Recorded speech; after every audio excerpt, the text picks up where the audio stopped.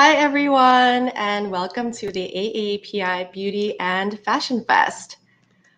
I'm Sarah Lee. I'm the co-founder of Glow Recipe, and I'm really excited to start this off first by saying that we're really excited and honored to be partnering with an incredible nonprofit organization, Act to Change, whose mission is to address bullying against the AAPI community. It's a very important purpose.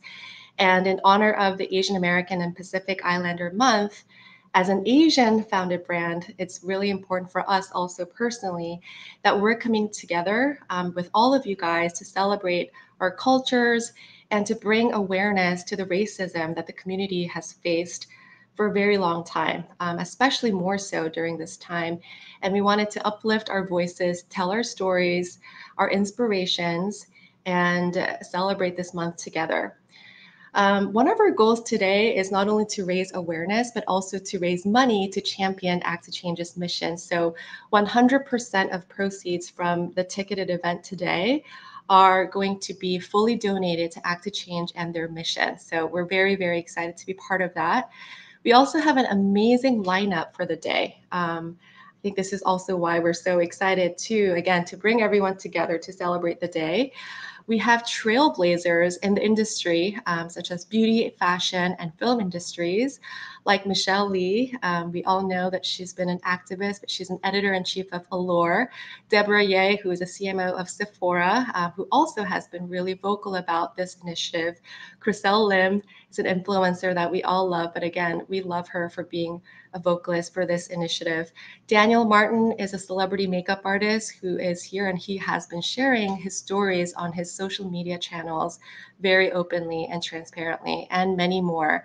And so with these exciting lineup of panelists, we're going to have some panels, but also master classes this afternoon, including the AAPI Roundtable, which I'll be part of, and then the Korean Beauty Masterclass hosted by Christine, my co-founder, and myself.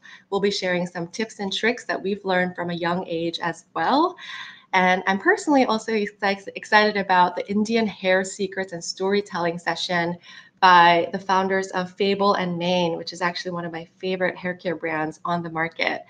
So excited to learn more about the Indian cultures there. And last but not least, we have beauty and fashion family traditions, where, again, the leaders of the industry will share what they've learned and how these traditions and their heritage have helped shape them today. And also, we'd love to introduce Tan France, who is also, again, a huge activist in this community, to start the day off with a quick hello.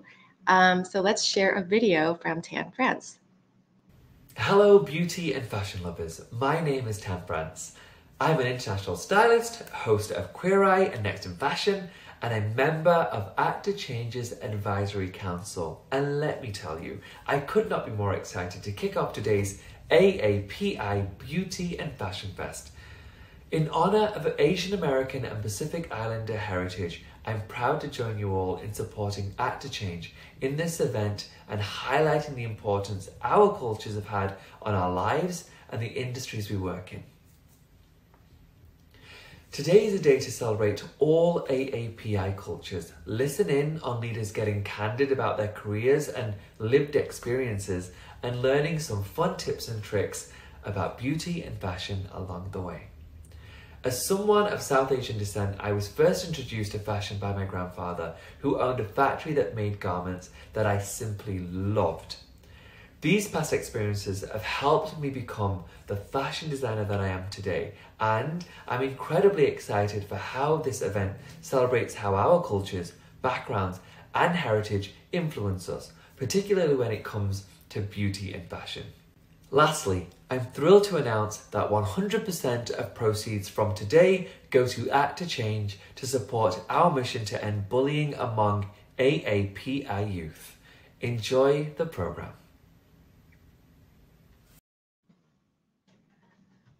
Thank you, Tan, for the amazing and inspiring hello. And I think that's important to also remind ourselves that the reason why we're doing this today is to encourage everyone to share their stories, their knowledge to people around you guys, whether it's your friends, your colleagues, or family members, or just anyone that's on your social media platform, to share how important it is to uplift one another and celebrate this community. I think the best way that we can all get started, if you haven't already, is to share our personal stories. And I think that's why the next panel will be also very meaningful for this cause. We have the AAPI roundtable that's focused on leadership and lived experiences, where we're going to talk about how our experiences have affected us and how it's shaped us in becoming leaders, and our leadership skills and our approach as well. So I'm really excited to be doing this roundtable together with Deborah Ye, who has been an inspiration, especially as a CMO of Sephora. We also have Michelle Lee, who's an editor-in-chief in Allure, and she has been super vocal about this issue for a very long time, actually, before all of the recent incidents even took place. We also have Priyanka Ganju, who is the founder of Kulfi Beauty, and her brand is all about celebrating the South Asian beauty and the culture as well. So love to hear from her. We have Ali Mackey, who is an Asian American Girl Club's founder and also an actress. And then this whole panel will be moderated by the incredible Jenny Jin, who's an editor of Pure Wow and a good friend of ours. And so we're excited to kick that off in a few minutes. Following that, we also have a Korean beauty masterclass led by myself and my co-founder, Christine. And we love hosting these masterclasses because this is the opportunity for us to share not only our approach to skincare, but all of the tips and tricks that we've learned from our mothers and our grandmothers and through our upbringing. We really are proud to be Koreans, being able to share our heritage and just being ourselves. So excited about that. And if you have questions, we'll answer them real time in the comments. We've done this many times. We're actually able to multitask between showing you the demo and answering questions. So bring them on. And then after that, we'll have another sort of really fun session led by the Fable and Mane founders, who will be sharing their amazing story behind how they launched the brand, but also the Indian hair secrets and the culture behind it. So I'm personally also really excited to learn about it. And then last but not least, we have a beauty and tradition session at the end, which is all about how our trailblazers of the different industries in the Asian American community will be sharing their tips and tricks, what they've learned from their mothers and their grandmothers and their cultural traditions, and how that all has inspired them to be who they are today. So tune in, you guys. It's actually a pretty short day. We're going to end everything at 4 p.m. Eastern Time and 1 p.m. PST. So tune in for the next few hours and let's celebrate the day together. Thank you, everyone.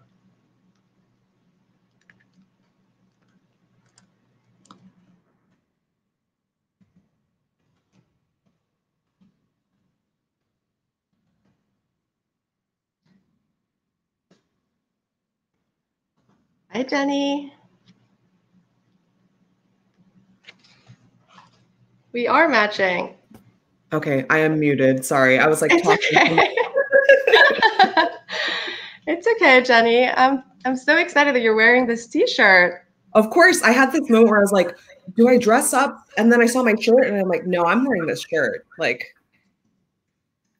it's so cute. This is actually, for those of you guys who aren't aware, this is actually a T-shirt with a finger heart design. Which, do you know what it means, Jenny? The finger heart? 사랑해? 사랑해, yeah. It means love in Korea, and it's actually a very commonly used little gesture for photos or just to show that gesture to your loved ones. And we wanted to bring that to life by printing it on a T-shirt, and we actually are selling them on Asian American Girl Club, and all of the proceeds will be used for a donation for Act to Change as well. So if you haven't grabbed it yet, now is a chance. Super comfy too. I know, really comfy. And it's the baby pink color that we all love. How have you been, Jenny? Good. Excited to be here. I just finished breakfast and did the whole like, do I have anything in my teeth? Like, No, you look great.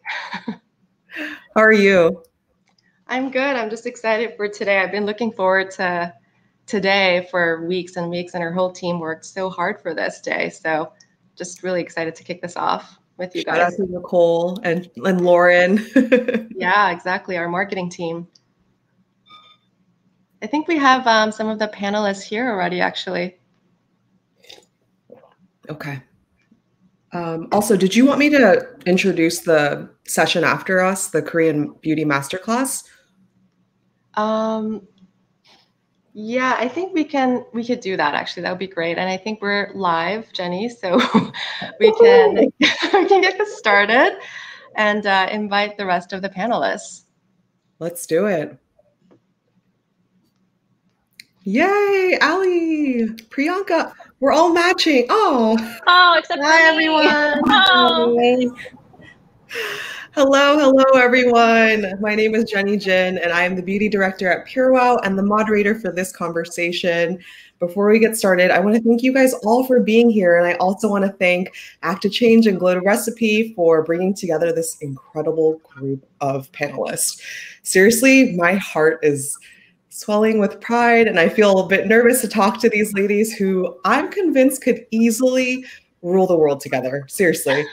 So without further ado, I'd like to introduce our all-star lineup. Today joining us is Sarah Lee, who is the co-CEO and co-founder of Glow Recipe. And we have Deborah Ye, who is the Chief Marketing Officer for Sephora Americas. Michelle Lee, who's the editor-in-chief at Eller. Priyanka Ganju, who's the founder of Kulfi Beauty. And Ali Maki, a Japanese-American actress and founder of Asian American Girl Club. Yay! Hello, everyone. Hi. Hi.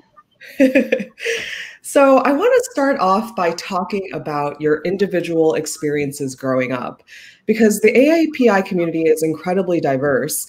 I mean, I'm a Korean American who grew up in Louisiana, and it's honestly been a difficult but ultimately joyful journey getting to this place of acceptance and pride about my identity. And so I wondered what this journey looked like for each of you. Can you tell us a bit about where you grew up and how your ethnicity played a part in your childhood? Let's start with Sarah. Yeah, I am also Korean American, and I was actually born and raised in Korea and Hong Kong. So I haven't quite had the American experience until recently, which I'll share with you in a bit in terms of, some of the racism stories that I've experienced personally. But I grew up actually celebrating the Korean beauty traditions and rituals my whole childhood. That was really sort of the culture that I was so embedded with. And I still remember going to public bathhouses with my mother and grandmother every other weekend. It was something that I always looked forward to. We would splash spoiled milk on our bodies, not knowing what was going on, but I learned later on it was because milk has lactic acid and it was great for brightening. Little did I know at that time. I did a lot of DIYs with my mother. I still remember her adding cucumber slices to my face, and I was thinking, why are we putting lunch on our face? And I realized that cucumber was also great for soothing and brightening the skin.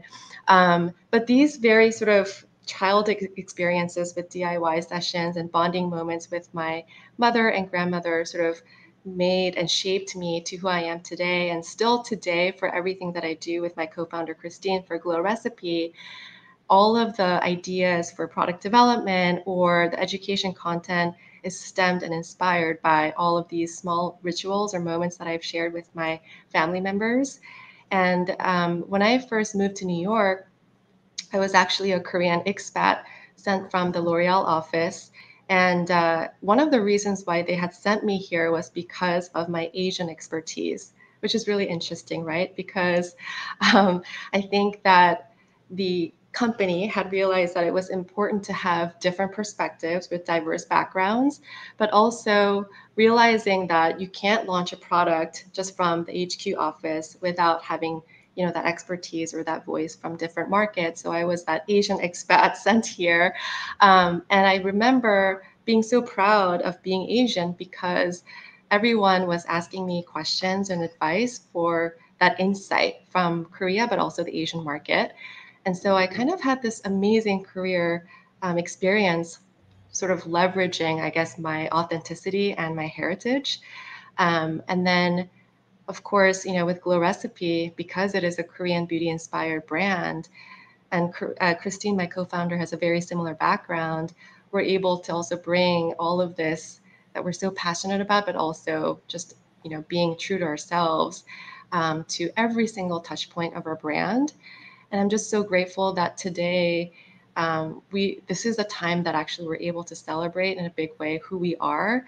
And I don't think 10 years ago it could have been the case. So very grateful to even have all of you ladies here in the same room to talk about this very important topic and to bring awareness overall to why this is an important topic to even discuss. I don't think everyone realizes that.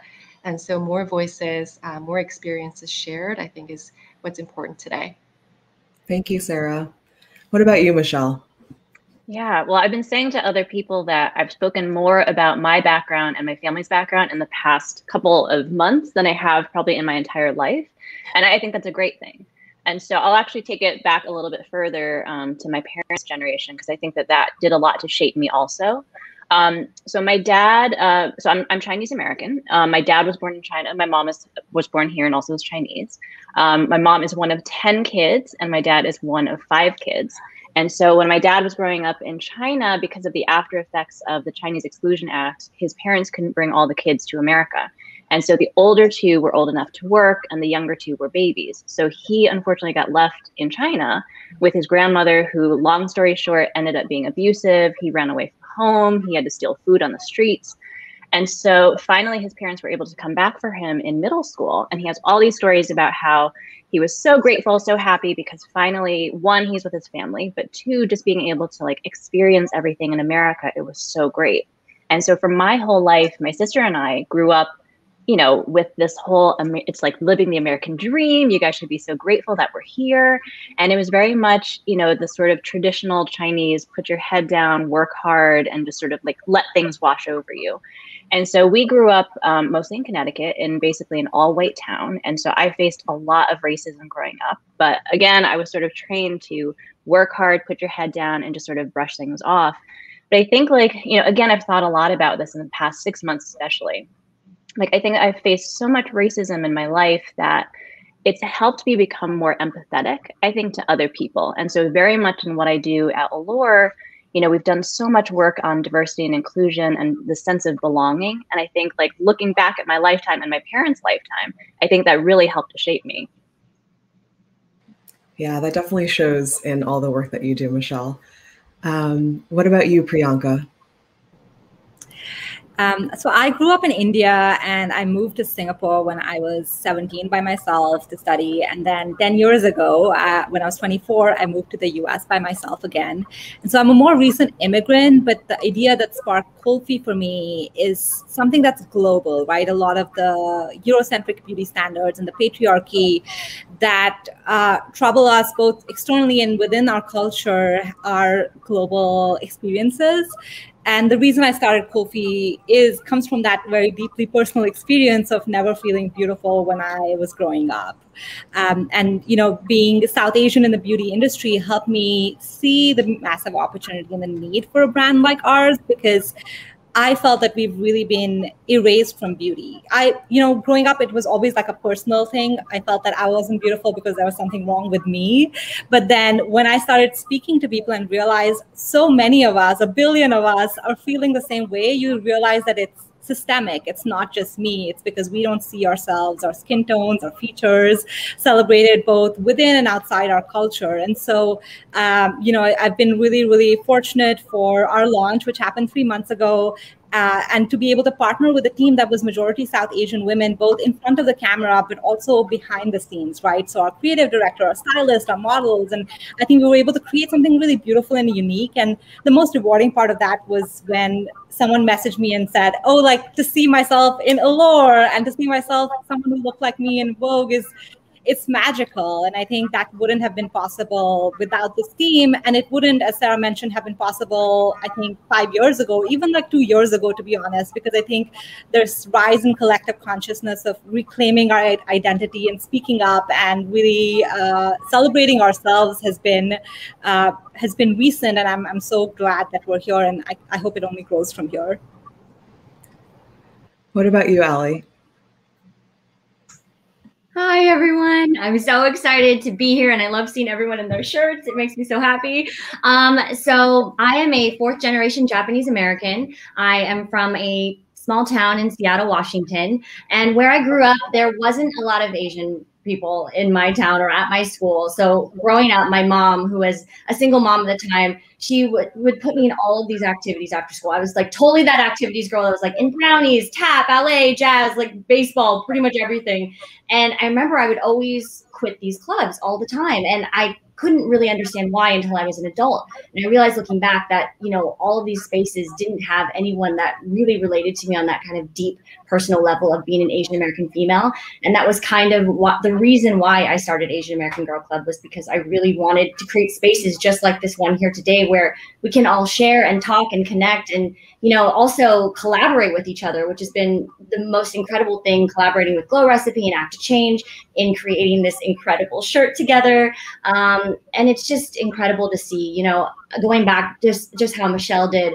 My mom was, like I said, a single mom working as an elementary school teacher. And my grandmother, who was also born in the US, was at the age of 16 sent to the Japanese American internment camps, where she spent her very pivotal teenage years from 16 to almost 19 years old, incarcerated in a camp in Heart Mountain, Wyoming. Where 120,000 Japanese Americans were also interned. So, you know, but she never let that story dictate her. She was incredibly resilient. She was the one that taught me how to be strong, and she filled me with all of these stories all growing up. So, you know, I really take those stories from the women that raised me, my mom, my grandma, you know, even my great-grandmother, who was a picture bride, who immigrated to this country. You know, I take all those stories of the trailblazers before me, and that's a little bit about me. Wow, your grandmother sounds incredible. She really is. She was. And Deborah? Yeah, sure. So I'm Chinese American. I was born to Chinese immigrant parents in Chicago, and our immigration story is an interesting one. My mom's side of the family here came here illegally, and they were only able to become citizens through the civil rights and immigration reform movements of the 1960s. So as I've learned more about my history and our history in the United States, one of the things that I'm fully aware of is that I've become and have been a beneficiary of other movements and advocacy of people before us. I grew up in Chicago. I was a kid straddling two worlds. We did Chinatown for the church on the weekends, and then most of my days during the weekdays were in the suburbs, attending mostly white suburban schools. So I kind of grew up feeling like I didn't belong in either world, the American world or the Chinese world, but I felt like I was shape-shifting kind of into either. And as I grew older and went into kind of my professional career, you know, it's actually been a part of my life as a marketer, where you can kind of sit on the edge of a culture and look inside and observe and watch people. Is actually very much part of what I do today. These days I work at Sephora, and I get a chance to tell brand stories like Glow Recipe, Fable and Maine, and very soon Coolfee. And it's great to be able to actually observe and see and learn more about all of the stories of the making of the products that we use today. And I also get to spend my time advocating for people of all backgrounds to be able to come into Sephora, to be able to shop at Sephora and participate in beauty fully. So it's you know, been rewarding and exciting to kind of come full circle, you know, understanding what it means to kind of come to the States, be an outsider, but also welcome people in. That's actually a great segue, because my next question was how your background, how your ethnicity has affected the work that you do today. Sarah, do you want to start? Yeah, I think Glow Recipe is kind of the product of all of the things that I've learned from a young age and Christine's combined. And it's interesting because our backgrounds are quite similar, where we were born and raised in Korea, but we traveled to different cities in the world, and we were able to kind of, experience that international, I guess, exposure and different cultures. And that actually, both of us are so passionate about bringing diversity and inclusion as one of the core values of our company, not just to talk about our upbringing, but also to have everyone else celebrate their own. And so, when we first launched our brand, actually, we started as a curation business model before we even created our own innovations. That was in 2014. And what we saw in the market at that time was the K-beauty sort of category just on the cusp of exploding, but it wasn't done in a way where proper stories were being told. And I think all of us here on this panel are amazing storytellers, and that is a powerful thing. And we just felt that that was a huge opportunity, especially as Korean Americans. We felt the urge and the mission to tell the story properly about the Korean products that were being brought over to the stateside, but also globally. And we realized that a lot of the Korean brands that we spoke with locally didn't have the resources or the expertise to go global. So it was just a huge opportunity where we could sort of become that bridge to help them market their products in the way that could resonate with people outside of Korea, because it's just a different culture, right? So if they speak the same language, the same packaging artwork, it's not going to necessarily resonate with the rest of the world. So we're excited to leverage all of the learnings from our L'Oreal days to something that could be even more meaningful to help these smaller indie brands to tell their stories properly. So that's how it all started. And then, we wanted to couple that with education, right? Because people need to understand how to use the products and the whys and hows in order to actually get excited about them and ultimately convert. So we started infusing what we've learned, for example, how padding and why padding in skincare is more important than rubbing in skincare, and what the damage that you could experience by rubbing skincare, like the micro tears that you could get, or how your skin can be oversensitized if you keep rubbing it or tugging it. We started talking about that. Now a lot of people are just padding in skincare, but 6 years ago, it wasn't the case. So we started to share, the things that we thought were, obvious, but not necessarily in this market. And then we also love that, Priyanka, that you pad in skincare. And we also talked about how, for example, ditching your towel is important, because rubbing your, after you wash your face, rubbing a towel and against your face will also cause micro tears.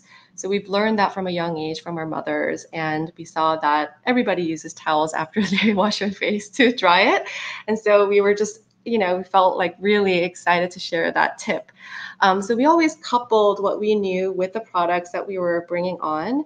And then when the time came for us to launch our own product, we partnered with Sephora actually to share our story of, how our upbringing really influenced the innovations. For example, when we launched the Watermelon Glow Sleeping Mask, which is our OG product that we launched in 2017, we had shared the story with the Sephora buyers actually at that time of how our grandmothers used to rub watermelon rind. First of all, because it is effective to heal and soothe heat rashes in hot summer months in Korea. So it was a very sort of common Korean tradition that a lot of families practice, but also they didn't want to waste a single part of the fruit after eating it. So it comes from so many different reasons, but we wanted to just bring that experience onto a jar. And we felt really passionate about telling that story and the superpower some of the fruits have, coupled with the rituals and the educational content. So today, every single product that we launch is inspired by an aspect of Korean beauty. And that's kind of what we're most passionate about. Now I want to have a piece of watermelon. So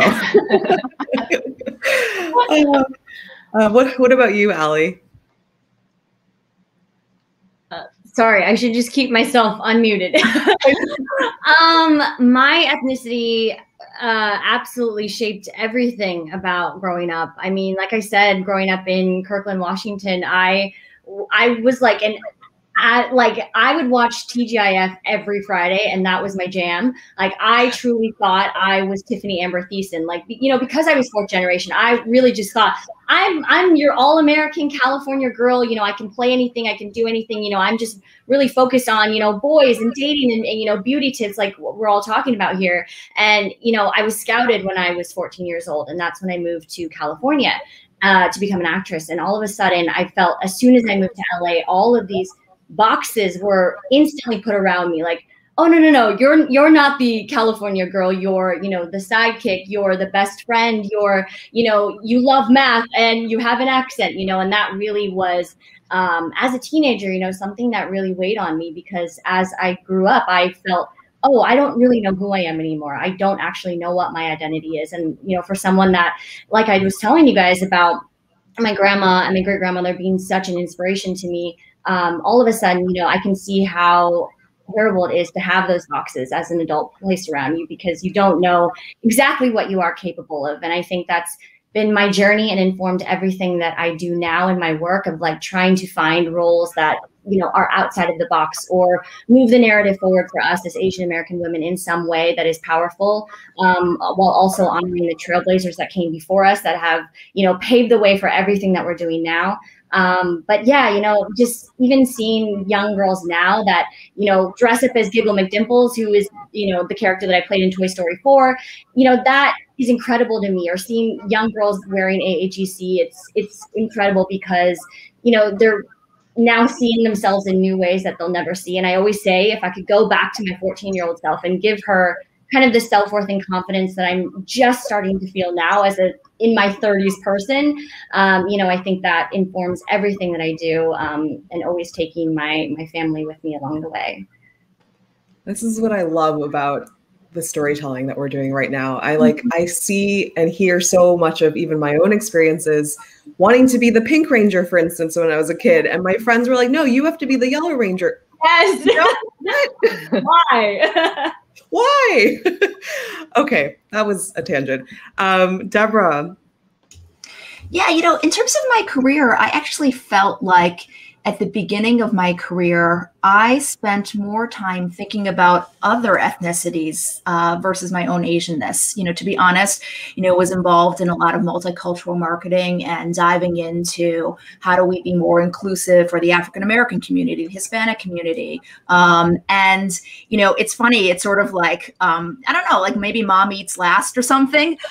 But I would just say that, like, you know, I didn't feel originally that being Asian was mine to claim initially. You know, I don't speak Chinese. My mom comes from a Cantonese speaking family. My dad comes from a Mandarin speaking family. And we like to joke in our household that, like, I was a biracial child, and I was born here. And I didn't feel like I belonged fully to any culture.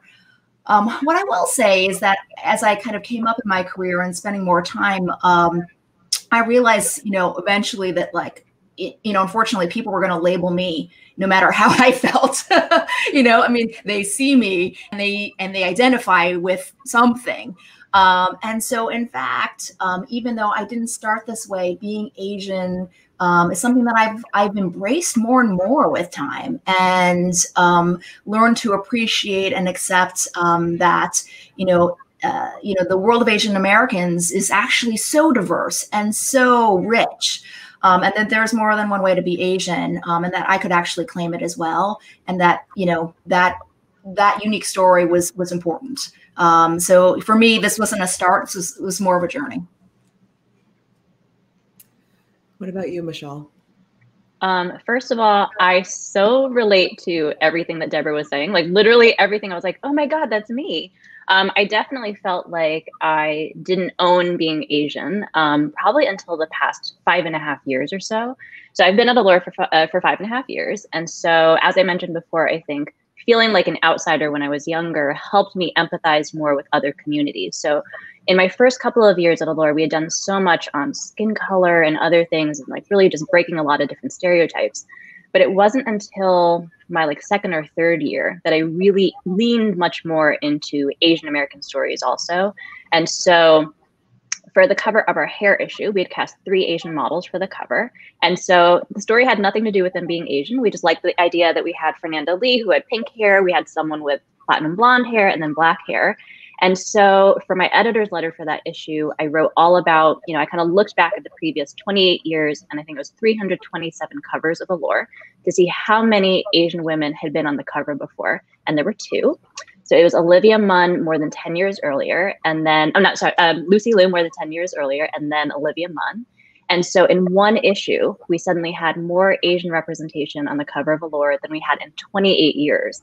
And so I did the math recently because I was like, what does this mean? So Asian Americans are 6% of the US population, but we were only 0.6% on the cover of Allure. And so since then, we actually just came out with our Aquafina cover recently. So she just became the 10th Asian cover star on Allure. And so I've thought about that a lot because it doesn't happen, honestly, outside of Asia. And so, it's not just necessarily that I'm only telling AAPI stories, but I do feel like we need to have people who are in leadership positions who are just committed to it for the long run. And so it does mean that I tell certainly AAPI stories, but I think I've been so open also to telling stories about other communities too. I saw that Aquafina cover. It is. And Priyanka. I relate so much, especially with this idea of never being the main character, always being the side character. And I think that's what we really want to change with Ko-fi. With Ko-fi, we have this platform called Bytes, which we launched last year. And it's truly a space for us and by us. We've now published 90 stories. We have 25 BIPOC contributors who share just personal stories and experiences across their life. We barely had a bootstrap budget. And I was wondering, why am I spending so much time on this platform? And why is this so important to me? And I think it was because of the fact that I never had that space growing up where I felt I was the main character. Someone was listening to my story, right? And there are 2 themes that I think that definitely played a role in my upbringing. One was the patriarchal norms in South Asian culture. And then the other, once I moved to the US, was this model minority expectation, which I'm sure at some point we'll talk about at this forum. But specifically around, growing up South Asian, when I was a second girl child in my family, and my dad tells the story of when I was born, how instead of congratulating him, the nurse told him that she felt sorry for him. And I'm really fortunate that I had parents who didn't force me to conform to society's expectations. So they let me, decide my career, move internationally when I was young, but they had to fight back against a lot of family who thought it was irresponsible to send a girl alone before she's married. And I remember when I got into graduate school here in the US, my mom, even, we have a great relationship, but then even she joked that she wished that I got married instead, right? And so I think I've grown up with this expectation around me to always serve other people's needs. And then I need to follow this path that other people have set for me versus finding my own voice, finding my own independent thinking and really fighting hard for it. And I hope that through these forums, through these spaces that are biased for us, we can shift that conversation so more of us can share our stories and be the main character. Absolutely. So Priyanka, you just touched on this, and Michelle, you mentioned this earlier, but a lot of us grow up with this message of work hard, keep your head down, do the best, be the best, don't cause trouble. And I've seen this play out in various forms, even in my own life. And it's something that I've been thinking a lot about in recent times, as I'm trying to own my story and become more vocal about my experiences. And so I wonder how each of you have gained the courage to speak up in your own lives, especially when you all have such high visibility and we're in this digital world where there's no nuance and there's, people are easily misconstruing your words and they're quick to cancel. So I'm just curious how you guys find your voice in this world that we're in right now. Michelle? Yeah, it's such a great question because I would think that when I was much younger, I never thought of myself as a risk taker. But I think that now I definitely consider myself to be that. And I think that I've really just found my voice in the past, again, 5 years or so. And part of that was really political. And I think part of it, again, was kind of going back to what I was talking about before and what Deborah had said about really feeling like I had a voice surrounding other communities. So around the Trump and Clinton campaign and election, I just started to notice this rise in racism. And so I started to speak about it more. I started to write about it more. And so right after the election, I had written my first editor's letter about racism. And it was really fascinating because the response to it was mostly positive, but I definitely got like a whole bunch of handwritten letters and emails and stuff from angry subscribers who were like, I'm going to cancel my subscription. How dare you talk about politics? You know, stick to beauty. I'm not following Allure for political statements. And so to me, that was like such a defining moment, because I felt like if someone was going to be offended by me talking about racism, maybe I don't want them in our audience. And so after that point, rather than it scaring me, it actually sort of empowered me more. And so around the time of the Muslim travel ban, we did a cover with Halima Aden in a hijab with the line, "This is American beauty now." And similarly, the response was 95% positive, but then it was that 5% that was just absolutely horrible. But to me, again, I felt like this was something that we really needed to do. And this is totally within Allure's wheelhouse, that beauty is all about, you know, perception of like what we look like. And so all of those stories about race and gender and body and other things were very much stories that we should cover. So I think since then, I've definitely become much more vocal about issues related to race. And then certainly this year, I think that, you know, so many of us were frustrated by the lack of mainstream attention to the anti-Asian racism and attacks that, you know, it's been a great thing to see the fact that we as a community were able to band together and make the entire world take notice. And I'm hopeful the fact that, you know, we do have these communities now. I'm super, super proud of everything that Ali has built with the AAGC. And just the fact that we have these forums where we can all get together and talk about things is such a positive thing. Absolutely. And that's a great segue to Ali. Ali, would you want to talk about your work with AAGC? Yeah, I mean, this coming from Michelle, who has done so much work advocating for Asian American women, is incredible. And not only that, but she walks the walk every day. And truly, she was one of the first people that supported AAGC. And that was a huge reason why I think, you know, it became what it is today. So truly, thank you, Michelle, from the bottom of my heart. Like everything. I was a super fan. Truly, I'm like, we couldn't have done it without Michelle. Like truly, truly. Everything everyone is saying resonates with my heart so much.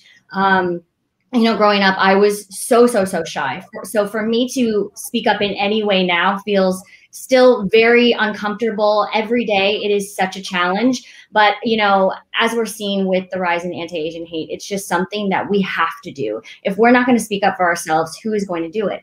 And I think, you know, going back to what we were talking about, Priyanka and I were talking about with not being the main character, you know, that affected my psyche and my early 20s so much, because, you know, when you're relegated to being the side character, I wasn't even showing up for myself in my real personal life. And I saw how much that kind of started to bleed into how I acted just amongst people. I would kind of have my head down. I would walk a little bit behind, you know, other people, or I would never speak up first. I would let, you know, everyone else in the room go up and be like, you know what, my opinion matters the least.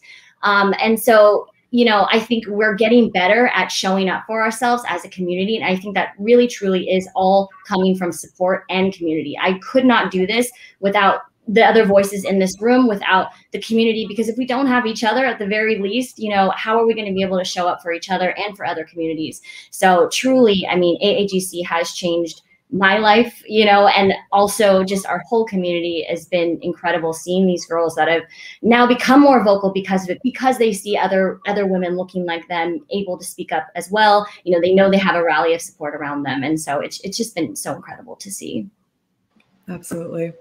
So switching gears a little bit, you know, as leaders of your own organizations and companies, I've wondered how the way you've been leading your teams, how has this changed during this climate that we're in with the recent rise in anti-Asian hate crimes? Deborah, would you like to start? Yeah, you know, I think it's been hard to actually separate the rise in anti-Asian hate from all of the turmoil that we've experienced as a community over this last year. I mean, COVID itself has had just like a profound impact in the way that we work. You know, I'd say for me, you know, the change has been actually kind of a softening out all around. You know, what I would say is that, you know, in the past, you know, I grew up in an environment where people would sort of say, okay, in order to be a leader, you got to be strong and have the answers. And like, the last year that we experienced, there are no answers. And so what I found is that, it was okay, and actually more than okay, to just be vulnerable as a leader, and just ask good questions with all the rest of us.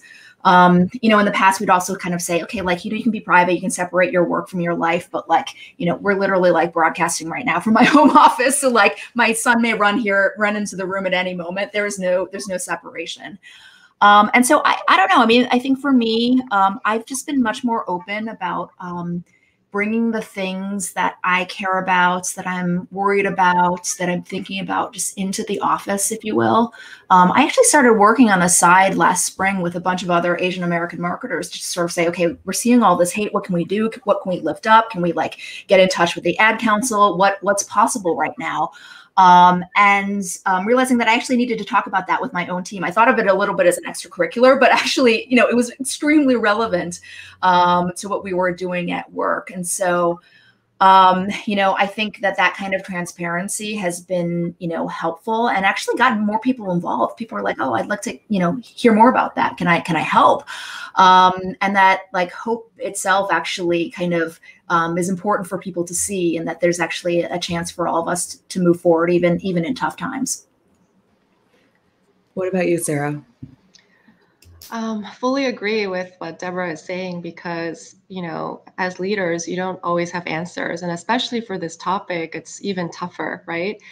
And I think that what I've learned for the past few years of being a founder is just being very open with your team, especially, and your community, about the fact that there's opportunity for you to learn, right? Because I don't, again, have all the answers. And I actually still think that there's so much to learn when it comes to diversity and inclusion, because it's just so nuanced. Everyone has a different story, different history.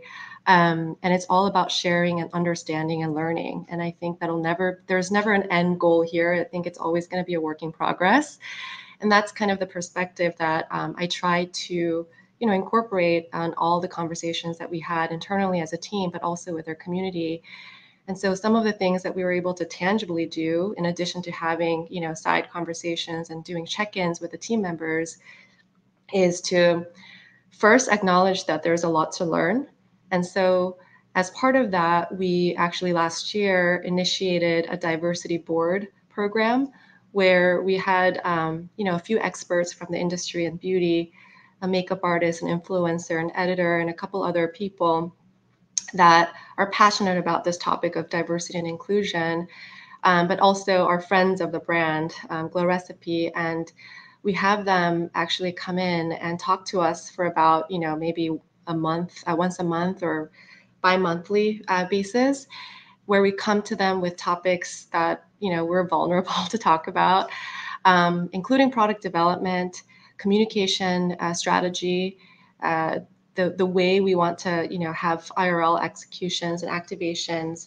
We just bring all of these topics together and ask questions, ask them to test our formulas beforehand, way before they're even launched, in a very early stage, and have very open conversations. Sometimes it's very constructive, which is incredibly helpful, actually, because we're able to, open up ourselves and learn from those conversations. And actually, we've been able to incorporate some of the feedback into the development process as well. So we're very thankful to have that platform.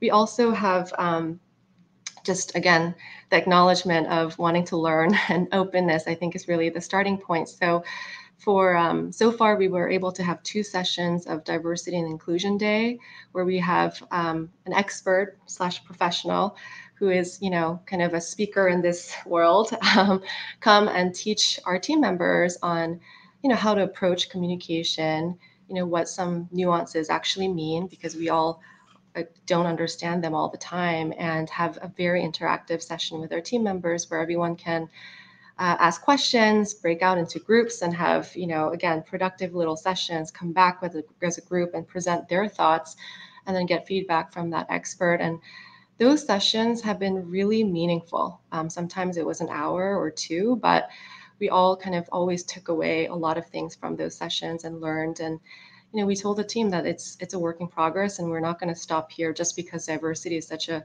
huge topic today. We're going to continue and have continuity with this type of program internally and externally as well. So small steps, but I think that's kind of the leadership sort of learning for me personally, to acknowledge that there's a lot to learn and hold hands with the team and have sessions where we can tangibly learn things and take away a lot from those. What about for you, Priyanka? Being the founder of a new company, how has this experience been for you? I'm definitely on a very, very steep learning curve, but I agree with everything that was said before. I think vulnerability is the superpower that I've discovered, not having answers, but then being open to ideas and open to actually like then making some meaningful change in your company. So one of the things that we try to do in our weekly meetings is first acknowledge that, hey, this has happened or this is happening. And even just acknowledgement is something that many corporate cultures that I've been part of in the past have not done, right? And I think that itself, we're starting to see that change. And then giving people space to say for their mental health, like if they want to take a break or if they just cannot produce output because, it's been a hard time. I think just knowing that is fair and valid, but then also protecting their energy. What's really interesting and challenging to have a brand and a team that's championing for diversity is that some of our team members get messages on their personal accounts, and me, like mostly very supportive, but sometimes can be bullied, and it can be challenging to make sure that we're protecting their energy and protecting them from some of the things that happen online under being anonymous on the internet, right? And I think that's something that I'm learning, and I'm trying to figure out, like, how do I protect my team's energy and make sure that they feel that their feelings are valid and give them space, and then obviously make changes as we can in terms of our giving programs or in terms of creating more platforms for us to connect. What about some ways that we can heal together as a community and, uplift and support each other now and moving forward? Michelle? I think part of it is, this is going to sound sort of like a small thing, but I think we sometimes forget to go out of our way to compliment other people. And so I moderated a panel last week with Prabal Gurung and Bretman Rock, and they were both on, and a couple other people. And at one point, Prabal just stopped candidly, like in the middle of it, to compliment Bretman and to say, this awesome, like really sweet thing about how his success has made him so proud and how he's really helping other young AAPI people. And it was such like just a nice moment. And I could tell that Bretman just was like floored. He was so wowed by it. And I think that that's sort of like my advice to other people is like on this really small level, it costs you nothing to just sort of stop and send an email to somebody, send somebody a DM to be like, you know what, I'm noticing what you're doing and I'm so proud of you, or like, I love what you're doing. The other thing too that I've been thinking a lot about is that I have a lot of AAPI friends who've been super involved with like, going and demonstrating and like really just like very, very involved in the whole Stop AAPI hate movement. And so some of them have reached sort of this mental breaking point recently. And I had one of them who was just like, at some point she sent to our group DM, like, you guys, I just feel really sad today. And she was just like really down, and everybody banded together in such an awesome way just to be like, take the weekend off, throw away your phone, basically. Like everybody needs to have a break from things because we need to remember this is a marathon and not a sprint. And, when I was growing up and when I started in business, we didn't care about mental health. Like that wasn't a thing. Like I think what Deborah was saying before about like it was the strong boss and everything. The fact that we're all now talking about mental health and talking about culture within our own organizations is such a positive thing. Absolutely. And on that note of complimenting our fellow peers, I want to say thank you to Sarah, who has been a champion since day one. She's always bringing me into these amazing events and conversations and hitting me up in DM telling me, you did a great job. She's just so supportive. And so I want to take this moment to thank you, Sarah. Oh, thank you. Well, I also wanted to invite Jenny Jin as the moderator today because I do think genuinely she's one of the best moderators out there. For anyone that wants another panel with a great moderator, highly recommend Jenny. Finger heart. Ali, would you like to add to this since you have a huge community with AAGC? Oh my gosh, everything Michelle said is exactly how AAG was created and how it grew. I mean, I really always say, like, I go down in the DMs, but only with women, because that's really how I've been able to create such incredible friendships. I mean, social media has obviously its dark side, but, you know, so much beauty to it is being able to find these women all across, you know, the world that maybe, you know, we have women that are like the only Asian American women in their town in Ohio or in Brooklyn, or, you know, we have women in Singapore and Bangladesh. It's pretty incredible to see. And, you know, social media has been able to, you know, be able to have us connect with each other in new and stronger ways, which is so exciting. I think, you know, the best way to break down this model minority myth, which we have been fighting and have always been fighting, is with conversations and communities like this one today. I mean, just even hearing Michelle and, you know, Priyanka talk about being a new business, and then Michelle, you know, just doing so much advocating for everyone in these spaces. You know, it's amazing to see, you know, as someone who is an actress and now stepping into entrepreneurship, like, nothing is perfect. I have this crazy, I've been battling perfectionism pretty much my whole life. And I always wonder where that comes from, of like, why am I not good enough? I should be working harder and working harder, working harder. But these kind of conversations with these women, especially today, it's showing that this is not a perfectionist game. You know, this is something where we can unite and collaborate together. And like Michelle was saying, like, complement each other, be able to, you know, extend that hand of friendship out. And that's really kind of what our t-shirts are, is just being like, hey, here's a shirt. I think that was with Michelle. I was like, hey, do you want a shirt and be friends? Like, you know, and, you know, the answer is always yes, and which is incredible to see. And that kind of energy really spreads itself and creates a better community, a stronger community, and one where we can all fight this fight together and be stronger and safer. And yeah, that's really what I have to say. Very well said. Oh man, I feel like I could talk to you guys forever, but we are coming to the last question. And so my last question is, we touched on a lot of great things today, and I want to know, what is the one thing that you hope people will remember from this conversation? Starting with you, Deborah. Yeah, I think we began the session this way, and maybe I'll kind of wrap it. I think it's owning the power of your own story. You know, I think for me, professionally and personally, it probably took me too long to realize that what I had to say personally about my own experience mattered in the world, that actually being open and transparent in this way improved my leadership, improved my effectiveness, and kind of enriched my relationships with everyone around me. So, you know, maybe other folks who are watching this panel have done a better job of mastering this.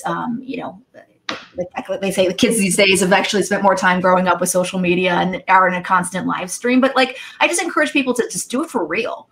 And that, like, your real story, your true story, the like unvarnished one, you know, has power and frankly is worthy. Priyanka? I agree with that. I think don't be afraid to speak up. It's uncomfortable. It can be exhausting, but I think it's also healing and cathartic and brings people together. So that's the superpower each of us has, is our story and really speaking up.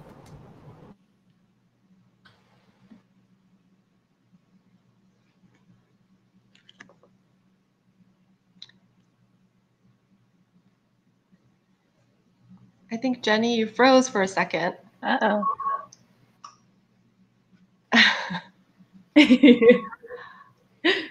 Should we take turns? Okay, just while we wait for Jenny. I'm just going to go ahead and share my takeaway.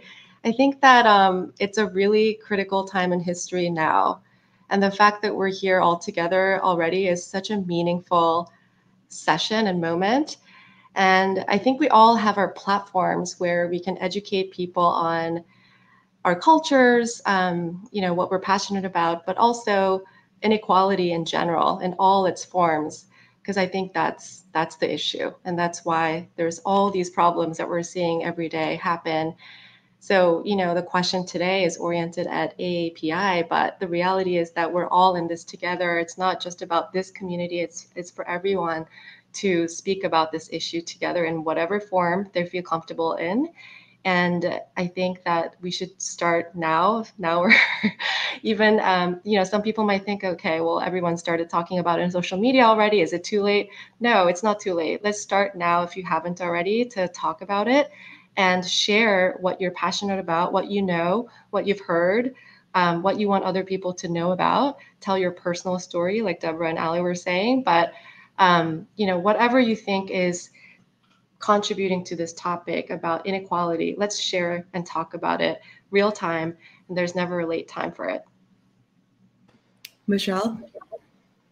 I think the word of the day is community. After feeling for pretty much my entire life that I didn't belong to a community, I'm so happy the fact that our wonderful AAPI community is growing stronger and that we really are banding together so much more. So I think we also have to remember to make sure that we're being inclusive within our own community. And like Sarah said, definitely making sure that we are being inclusive just of everybody, even beyond our own community. And then I would say also, I think we all need to remember to not settle for the scraps, and that we belong, and that we truly do deserve everything and more. Because from what I have heard of like everyone talking today, I think that we shared so much about the way that we grew up, and I'm excited that the fact that my kids hopefully are not going to grow up with those same fears and worries. And Ali. Yeah, I will just wrap it up by saying, because I know there might be a lot of young people on this call or whatever, but I will say that I had a meeting recently, and I was saying, about a year ago, I was saying, I wish there was this, or I wish there was a movie about this, or I wish there was a company that had this, and this, and this, and this. And I remember this executive, she looked me dead in the eyes and she goes, Ali, you're the girl who do all of these things. And I remember instantly being like, me, I can't do all these things. And she was like, no, you. She looked me dead in the eyes. I was like, no, it's you. And it was a very glass shattering moment for me, because I never kind of stepped into those shoes of being like, it is me the whole time. If I don't do it, no one's going to be able to do these things. And so that's why I'm so proud of all of these women, because you are doing the thing. And I would say to any, people that are watching this panel, it's like, you are the person. All those things that you're thinking about and you can't get out of your head. I wish I could do this, or I wish I saw that. You're the person to create that. So I always say, go out and create the thing that you're always thinking about. I'm feeling so pumped up now. Thank you guys so much, everyone who's watching. Thank you to our amazing panelists. And yeah, to piggyback off of what Ali said, if anyone who's watching this and you're feeling struggling or you're uninspired, just know that you're not alone. We're all here too. We've got you, and so many hearts. Thank you, everyone. Thank you.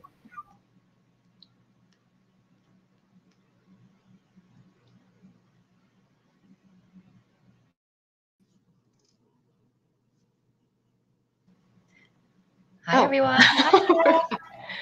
Great panel. I was That listening was rapidly. so inspiring. So Oh good. my gosh. Okay, are we starting right away to the Korea Masterclass? Let's get into it. Let's do it, guys. This is your session. Are you wearing the t-shirt? Christina, are you wearing the finger heart? So cute, finger hearts. So guys, think of us today for this session. I was just going to say, go for it, yeah. T-shirt, yeah, I just want to share that this is a finger heart shirt, which means love in Korean. And this is something that we partnered with Ali, actually, who was just a speaker in the previous panel of Asian American Girl Club. And we partnered with them to create this t-shirt. And all of the sales, 100% of proceeds are actually being donated to Act to Change. So if you haven't grabbed it, make sure you do. Oh, thanks for the link, Lauren. Okay, let's get started. We'll drop the link in the chat. All right, let's get started, guys. So imagine the next 30 minutes, 20 minutes, where we are your Korean moms when it comes to everything skincare. And we will walk you through how to build a healthy K-beauty routine, all the K-beauty tips and tricks. But of course, we want to see a lot of comments, guys, so that we can help answer any skincare questions you might have. All right. All right. Should we just go through our routine and then share tips and tricks along the way? Yes. Okay, so we can start with the cleanser step. I saw you holding on to your blueberry balm cleanser. It's a small one.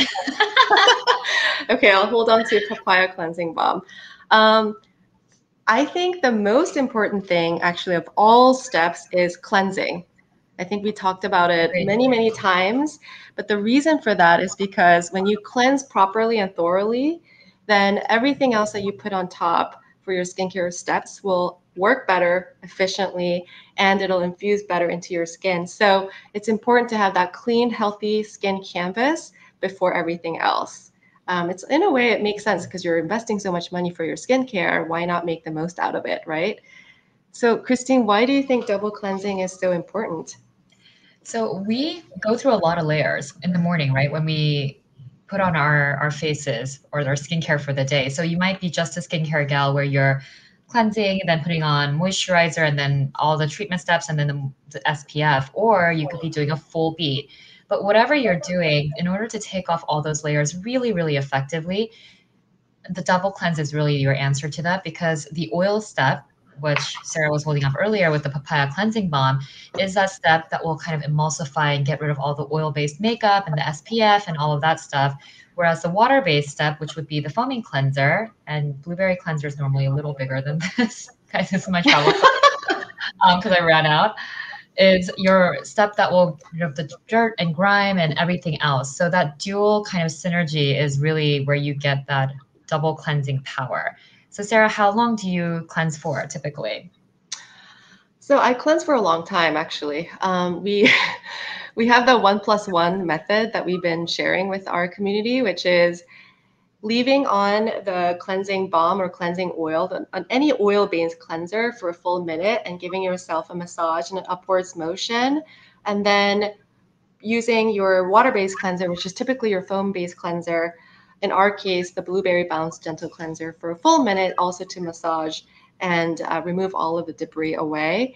Sometimes I actually massage my cleansing balm longer, and I use the gua sha sometimes just to give it a nice massage moment. I love that. It's when I have time, especially for the nighttime routine, it's really effective and helps to depuff your skin, really just kind of get rid of everything that you want out of your skin, especially because we're wearing SPF every single day. So you really want to get that SPF and the oil-based elements off of your face. So 1+1 is actually a tip that we encourage for everyone to try and practice, because after you've done that, your skin feels brighter, cleaner, and so fresh. So just definitely try it. Okay, what's the next step for you? So after cleansing, I would always kind of pat my face dry. So there's a little interim step where we call like ditch the towel, where because your towel hangs in your bathroom near elements like the toilet, it could not always be the cleanest thing to rub your face with. So both to minimize friction and to help your skincare steps absorb better, we just pat our faces dry without actually physically drying it, and then move on to toner. Yeah, so this is your toner is also really cute. This toner is our watermelon portite BHA and PHA toner. And we were actually inspired by a Korean facial in Korea called Aqua Peel. Like I said earlier in our panel, all of our products are inspired by some aspect of Korean beauty. And this is a great example of it, where you could actually get exfoliation, vacuum your pores, and hydrate your skin all at once. And that's what Aqua Peel is all about. If you guys haven't been to Korea, and if you're planning to, make sure that Aqua Peel facial service is on your agenda, because it actually makes a huge difference. So what I love about this toner is that it has this really nice bouncy texture that you can see. It almost looks elastic and slimy, but it's so lightweight. If you warm up your texture on your palms and start gently patting it onto your face, it feels like you're hugging your skin with watermelon spa facial, because the scent is really beautiful and zen. But also, this is a great way to just make sure all of your liquid treatment penetrates into your skin effectively. I personally like to use my hands, not cotton pads. What about you, Christine? Same, because this is really your first leave-on step, right? You've done your due diligence with your cleansing. So this is not like an astringent step where you dip a cotton ball in and you're wiping away cleansing residue. The residue should be gone. This is your first treatment step. So you want to infuse the skin by pressing it on with these essential ingredients. Yeah, and this toner recently went completely viral on TikTok because I think a lot of our community members love that it hydrates, but also helps the pore refining all at the same time. I think typical pore treatments have been filled with acids that might be a little harsh or too strong for the face. So anyone that had dry, sensitive skin types were a little bit, afraid of using those types of products. So now this is an all-inclusive product where no matter what your skin type is, you can get both the pore refinement and hydration all at once. Okay, so we've toned now. What's We've next? toned. So what's next, guys? What do you think is next? Anyone want to drop it in the comments? So normally we get serum, and what we recommend is actually eye cream. And the reason for that is because you want to use an ophthalmologist tested formulation for the delicate eye area before piling on your other serums and your moisturizers, which could have levels of actives or a formulation blend that might not be right for the eye area. So quick tip there, and you can see that texture on Sarah's hands, and it's this creamy little green little mini avocado jar that we formulated actually with encapsulated retinol. And so retinol was this ingredient that we love and always wanted to use, but we've also had the peeling, redness, irritation side of retinol as well. So it took us a long time to find a retinol that could work amazingly well for the delicate eye area, because retinol actually has so many benefits for the eye area. And Sarah's applying it with her ring fingers just to make sure you're really applying delicately to the eye area. And retinol, because it helps with turnover, it's great for dark circles. We know it helps with milia. It helps, of course, with fine lines and smoothing. And so being able to formulate this with a blend of nourishing avocado, but also the encapsulated retinol was like a real win and really exciting for us. But that's why also Sarah's applying it, and I'm doing it too, in a 360 way, because you want to kind of treat the scaffolding of the entire eye area, not just under eye. And I think I got it in my hair. Yeah, you have that on your hair. Also, small tip, you guys, and I learned this from my mom. A lot of Koreans actually do this all the time, is to use your eye cream that have these active ingredients on your 11s or your smile lines and just gently tap, tap, tap. Because these are the parts of your face that actually are the thinnest and the driest, which is why you're going to see, fine lines and wrinkles earlier than some other parts. So if you want to just proactively prevent that, you can gently tap on those parts. Sometimes I extend a little bit over my neck as well. And that really helps because the retinol is powerhouse for anti-aging, but also in general, helping you to prevent all of these signs. So definitely recommend that. After eye cream is your serum. So a lot of you have said, essence or serums, but the reason why, again, an eye cream is recommended before a serum is because your serums or essences tend to be more concentrated with active ingredients, right? Because that's a step where you're really targeting and addressing your skin concerns. So sometimes you might have experienced having very strong vitamin C ingredient around your eyes might be a little stingy. Sometimes I've had teary eyes because of that. So it's important to, apply it right like above, under your eye area, and make sure that it's buffered with your eye cream. So I'm going to start with one of my favorite products of all time, which is the Plum Hyaluronic Serum from Glow Recipe. This is our first time we actually launched a plum product. And Christine is showing you that liquidy clear texture, which is really nice and bouncy. And we are really inspired by how plums have really amazing antioxidant benefits, filled with vitamin C actually. And one of the plums that we used for the serum is Kakadu plum, which is known for even stronger vitamin C property than an orange. And so that, in addition to, pure vitamin C and different layers of hyaluronic acid, really help brighten your skin, hydrate your skin. And we actually have a nickname for this. It's like rice for your meal or white t-shirt for your wardrobe, where this is something Rice you for need. your meal. Yeah, this is something you need every single day. And without it, you actually feel the difference, right? And this is that comfort that you need for all skin types, especially if you have dry skin. This is going to really give you that intense hydration and act as almost like a base before your moisturizer step. What's your other favorite serum, Christine? So go-to these days, avocado. So this is a recent launch, guys. It just hit, I think, a couple months ago, and it really was timely because we've been hearing so many stories about people having maskne and irritation and flakiness and all these like breakouts and different skin concerns, which a lot of them can come to the core of your barrier being compromised. And what we mean by skin barrier is kind of the cells that look like brick walls, like layered. And when the brick wall is healthy and intact, it does what skin does best. The good stuff goes in, the bad stuff stays out.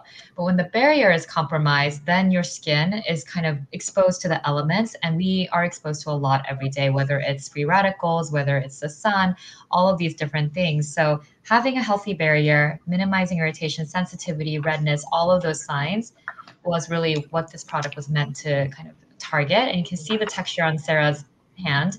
It's milky, it's super, super lightweight, made with nourishing avocado and ceramides, 5 different types. And so just love kind of comforting my skin at the end of the day, skin hug, right? But also mixing with plum. So those two are like an amazing combo. Yeah, Bunny Express, you asked if you can layer vitamin C serum on top of the plum. Yes. But the rule of thumb for any sort of layering technique is you go from light to heavy textures. So make sure you compare the textures before you start layering the different products. My other favorite serum is the Glow Recipe Watermelon Glow Niacinamide Dewdrops. And we all know that niacinamide is such a popular ingredient now because it's known to address hyperpigmentation, really even out your skin tone and texture, but also it's anti-inflammatory, it's packed with antioxidants. It's kind of a powerhouse for all different concerns for the face. And Christine is showing you the texture. And it's very glowy, as you can see. One of the reasons why we decided to launch this product is because we were inspired by, look at that glow on Christine's face. We were inspired by the Gwang, which is glow in English in Korea. And a lot of the celebrity makeup artists in Korea were using either facial treatments or oils or different serums and essences and cocktailing them with their makeup products to give that dramatic glow for editorial purposes.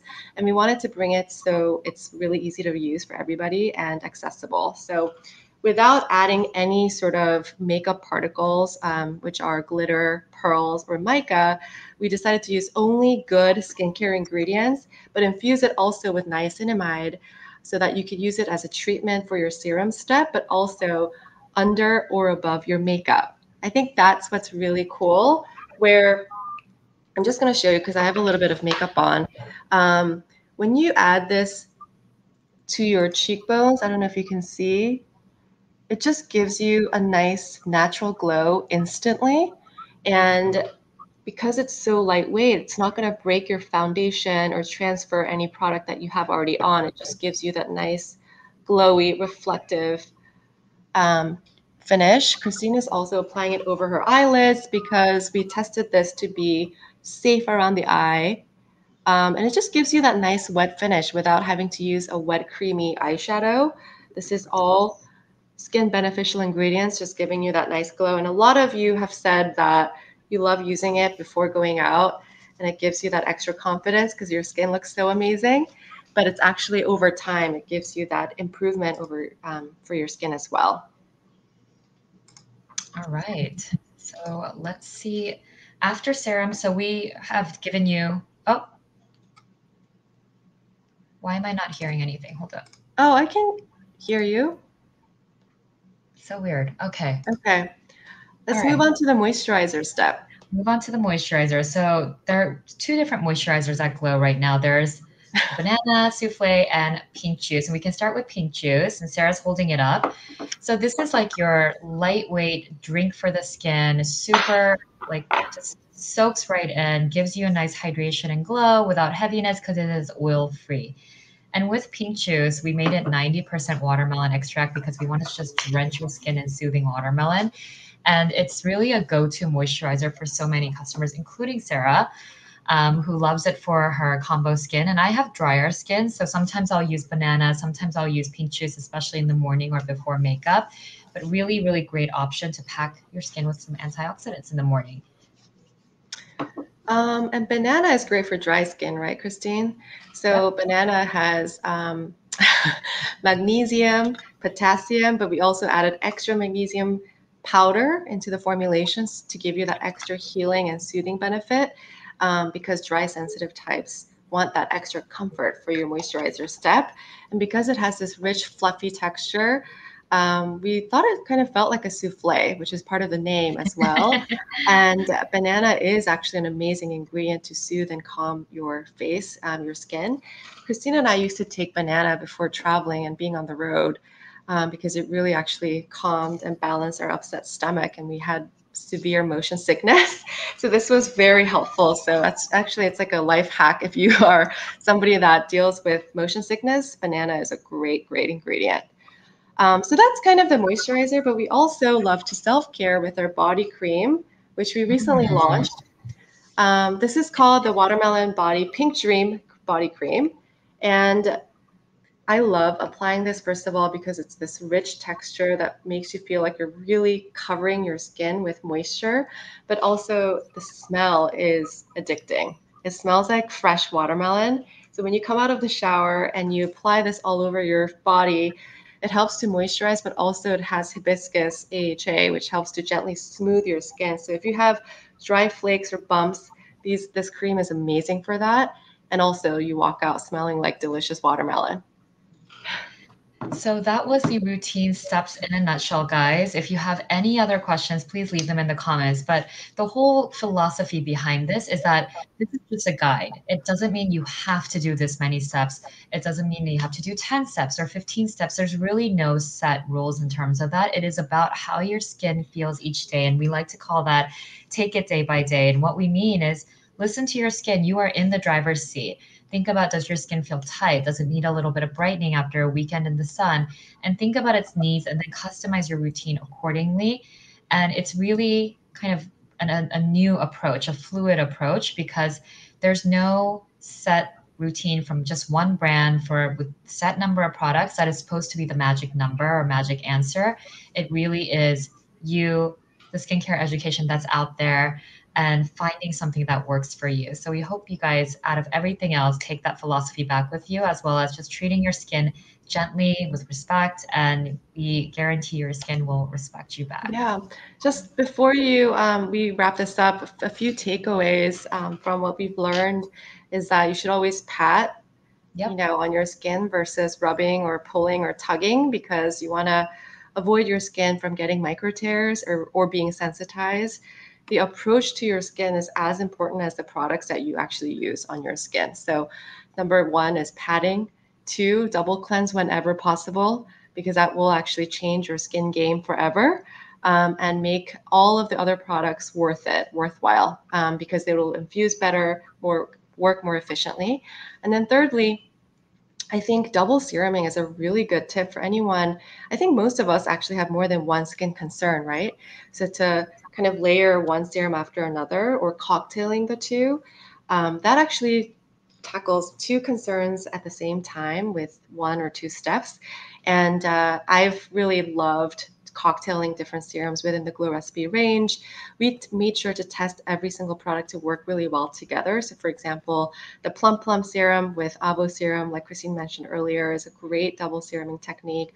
I also love to use the Plum Plum serum with dewdrops to get that extra hydration and glow that lasts all day long. So some of the tips that we love to share. But if you have more questions, you guys can always reach us through Instagram. We'll DM you right back. It's Christine_Glow and Sarah_Glow as well. Right. I see one question in the chat. Sharon just answered yours directly in the chat about dry sensitive skin. So if you have dry sensitive skin, an avocado serum would actually be a really great place to start, because it has that combination of ceramides, or Plum Plump because it has the 5-HA, 5 different molecular sizes of hyaluronic acid that can help really plump up the skin and flood it with hydration.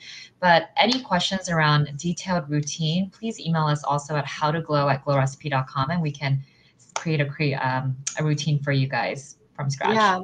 Some other questions, LLN. If you don't wear makeup, do you recommend using the niacinamide after Plum Plum serum, or before moisture, or after for the most glow? So actually, you can use it in 3 different ways in one routine as well. Dewdrops, I know some of you are curious about this product. It's called Niacinamide Dewdrops in the Watermelon franchise.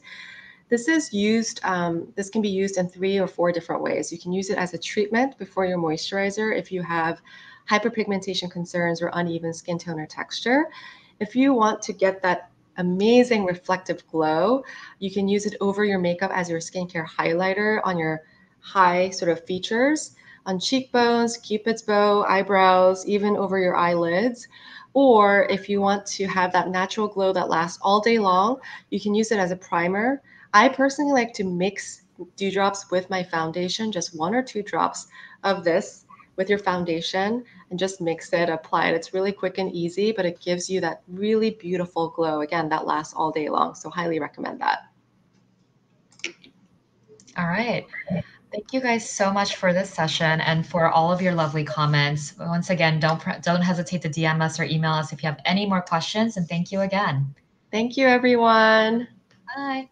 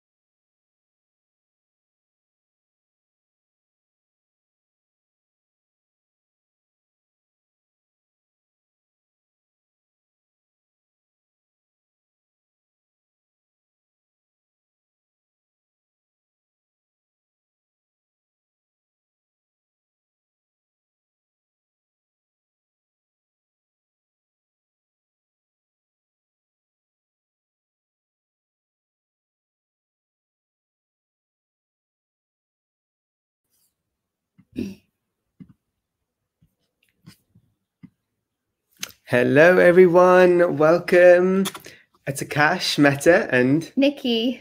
And we're the sibling co-founders of Fable and Mane. And today we're so excited to be with you today to talk all about Indian hair secrets and storytelling. But before we get into it, just a bit about us. So we founded Fable and Mane, which is a modern hair Indian wellness brand. And we launched at Sephora pretty much a year ago. So we've been in business for a year during the pandemic. But it's been an absolute honor to see the world adopt Indian hair care rituals through our products. So we are so excited, and we're so excited to also be wearing the merch. The merch. So yeah, definitely do make sure you grab one too, because 100% of the proceeds go to Act to Change. So we're really, really grateful for everything Glow Recipe is doing. Thank you so much. Absolutely love Glow Recipe and all the products, and I'm wearing watermelon glow right now. So. And the niacinamide dewdrops. So let's get straight into it. So just a bit about kind of Ayurveda, which I think is a starting point and really what Fable and Mane is rooted around. So Ayurveda, in a nutshell, comes from two words, which is Ayur and Veda, which are Sanskrit words. And what do they mean? They mean Ayur means life and Veda means science or kind of knowledge. No, Veda means life. Life, sorry. Ayur means science. So yeah. Ayurveda is essentially the knowledge of life. Yeah. And basically, it's the world is. I'm right. Nikki's wrong. We get this a lot. Ayur means life, and Veda means science. I'm normally the one who remembers things. So, but that's it. We're normal. We always forget stuff. And basically, it's a 4,000-year-old science. Really what it roots around is a holistic healing system. So how you can heal yourself with like nature's own ingredients, and that's what we really sought after to do for our own hair and our own. Because everything's connected, and if we view our hair almost like an inverted tree, I loved that you take care of your roots by massaging oil, and that's like a secret that Indian women have done for centuries to grow long, thick, beautiful hair that we all celebrate and envy. Like a lot of the world's wigs today are made out of Indian hair too. Yeah.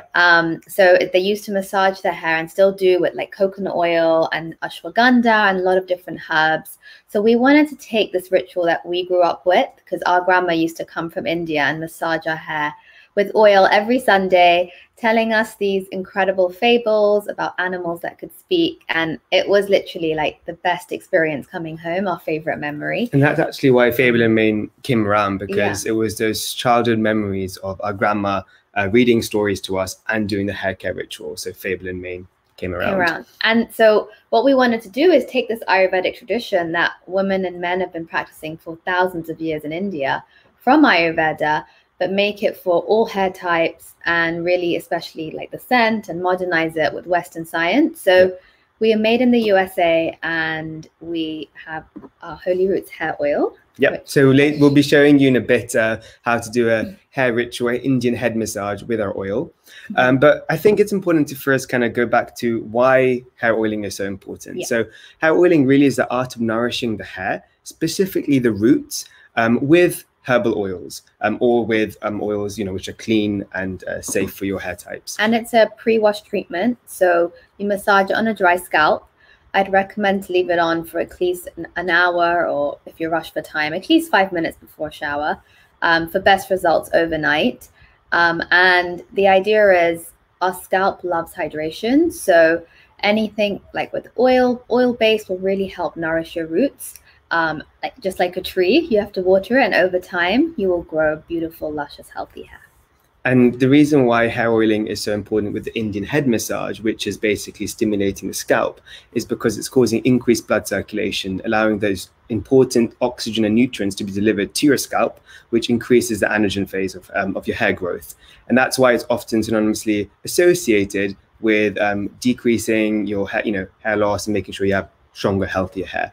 So I always say, whenever you're doing not just hair oiling, but even shampooing, any shampoo in the shower or conditioner or hair mask, don't just put it on quickly and let it just do its job. Like really take the time to massage the scalp, because that's where the magic's also happening. So I think, we would love to just show you a very kind of what we do as a very simple kind of few steps approach of Indian head massage. So maybe we'll invite you all to actually do it with us. You can do it just with your hands on with a dry scalp. It's fine, as long as you're kind of learning the motions. So I think it's first important to set the intention. We really believe in kind of meditation wellness with hair care. So first, I will invite you all to close your eyes and just take in slow, deep breaths. Let's do about 5 times, in and out from the nose.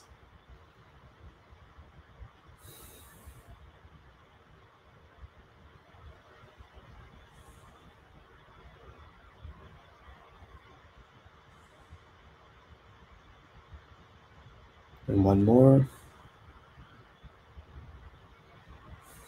And now, before we get into the actual scalp, or later we'll explain to you the crown chakra point, think of it as Nikki said as well, like a plant. So it's all rooted. So you have to first alleviate any stress and tension from your shoulders and your neck before you start with your head, because this is going to allow for that blood circulation. So let's first start with some shoulder rotations. So you can first do clockwise 5 times and anti-clockwise 5 times.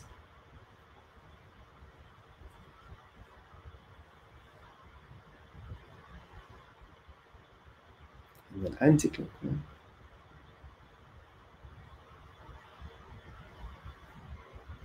And then we'll do some shoulder shrugs, which is up and down.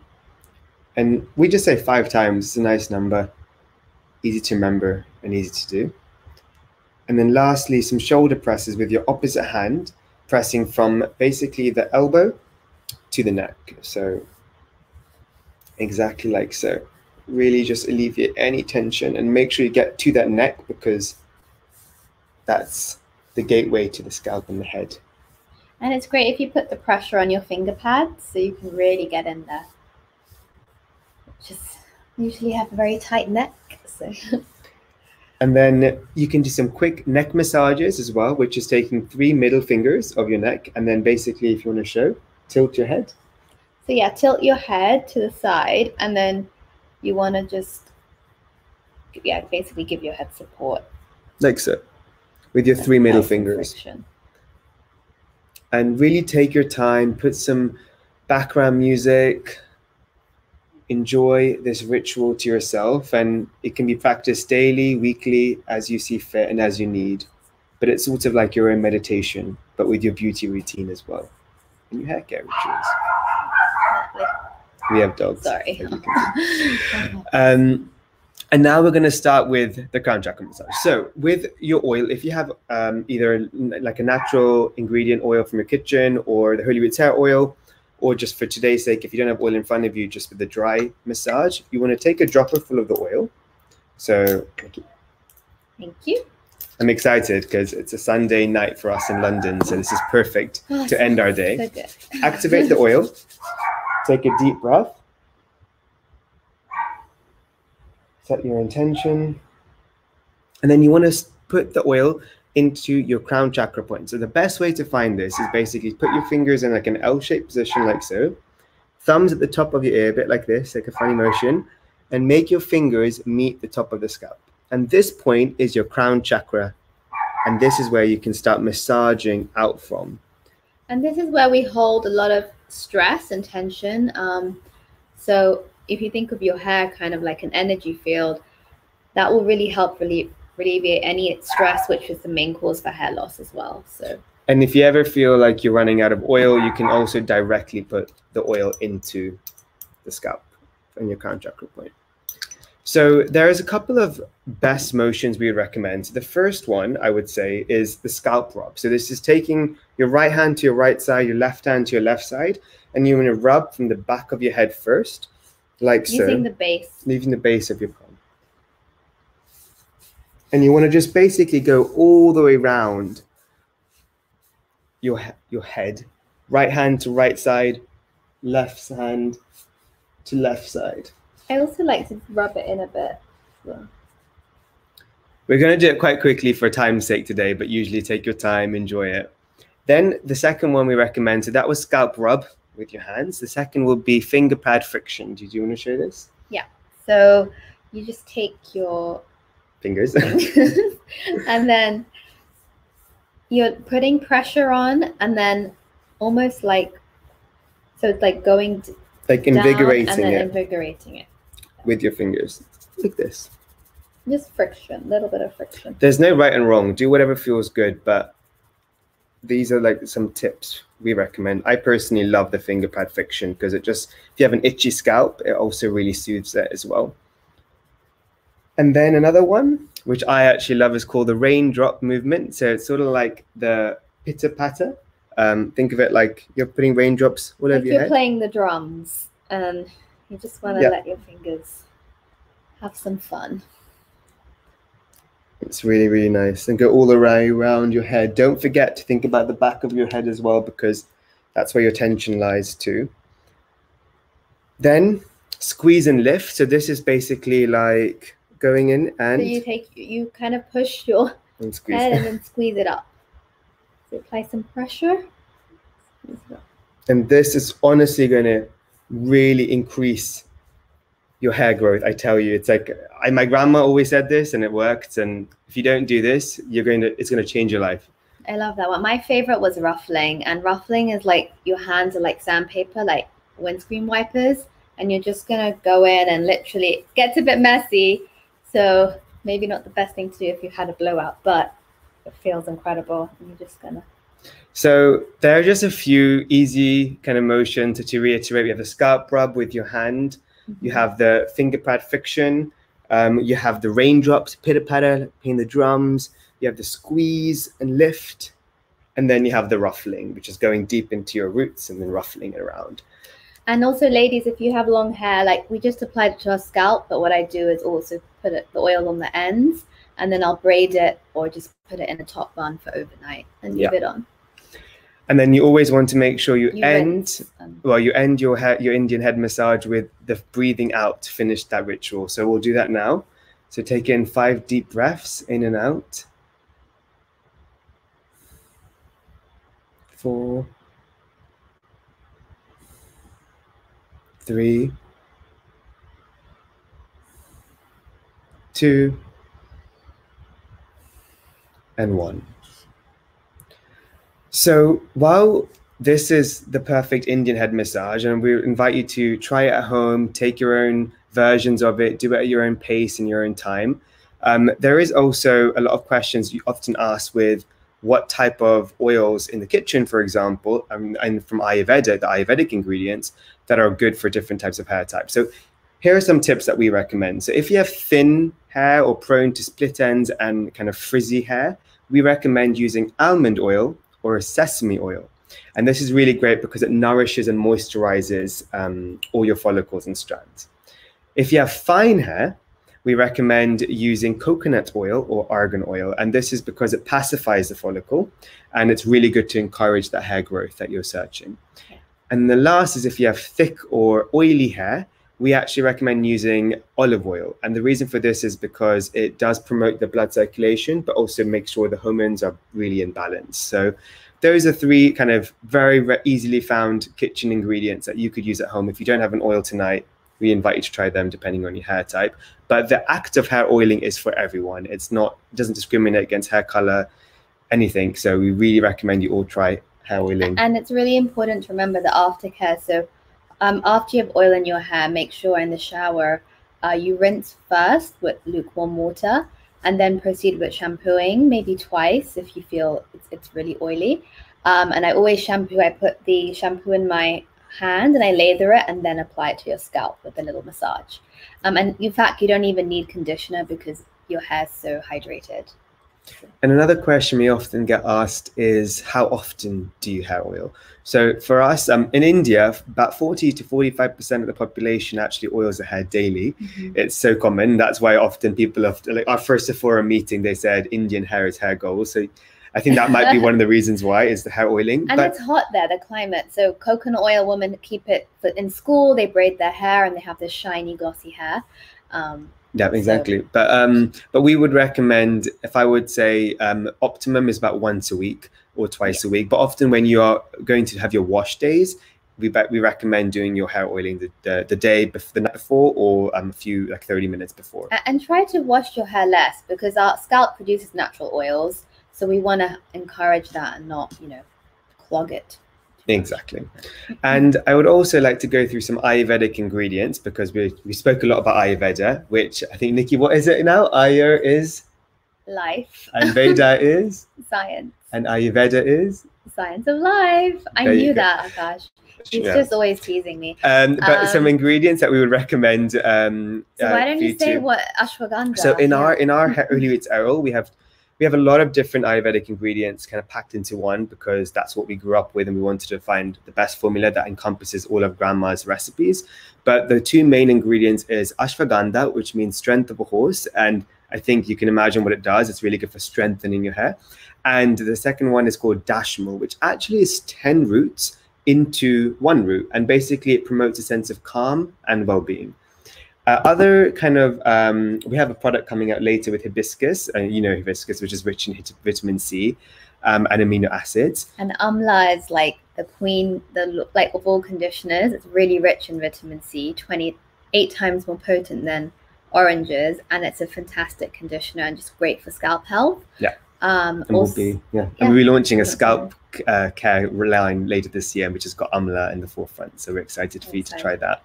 And then, of course, turmeric, which I think everyone loves and knows is getting a bit of a moment for the last year or two. And that's an anti-inflammatory, which also doesn't just for your digestion, but also for your scalp and your head. So, you know, definitely, I wouldn't recommend putting turmeric into your hair, but our conditioner actually has turmeric in it. Our shampoo has tiger's rub, which is Centella asiatica. And a fun fact, which is why I love Ayurvedic ingredients, is besides just having a lot of good and doing so much good for your body and your spirit, it actually has really incredible nature stories. So actually, Centella asiatica, which is called tiger's herb, is used in the wild as tigers' own healing treatment. So they rub around it whenever they're wounded to heal themselves into this medicinal plant. So we've got that in our shampoo. Even monkeys like to heal parasites. They eat neem leaves, and neem is fantastic for scalp. If you've got an itchy, irritated, dandruff problems, neem is like your go-to. So we recommend always using a neem comb where possible. Kind of scrap out that plastic comb, and the neem comb is going to do you wonders. It's made out of neem wood of the neem tree. Yeah. Well, I know you've got a very tight schedule, but that was pretty much an overview of Fable and Mane and Ayurveda and our story. I know there's a lot to kind of digest in a short time, but of course you can like find us on Fable and Mane, ask us any questions about hair rituals, Ayurvedic ingredients, really up to you. But I don't know if do you have any more questions? Q&A or? Yeah, we'd love to answer any questions. Okay, perfect. So we'll just go into the comments. Perfect. Oh, thanks, guys, for your messages.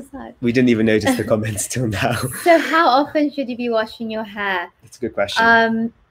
Honestly, like I feel like you sometimes just know when your hair just like needs a wash, like how much can you the greasiness. So I wash my hair once, maximum twice a week. So I'd say like every 3 to 4 days.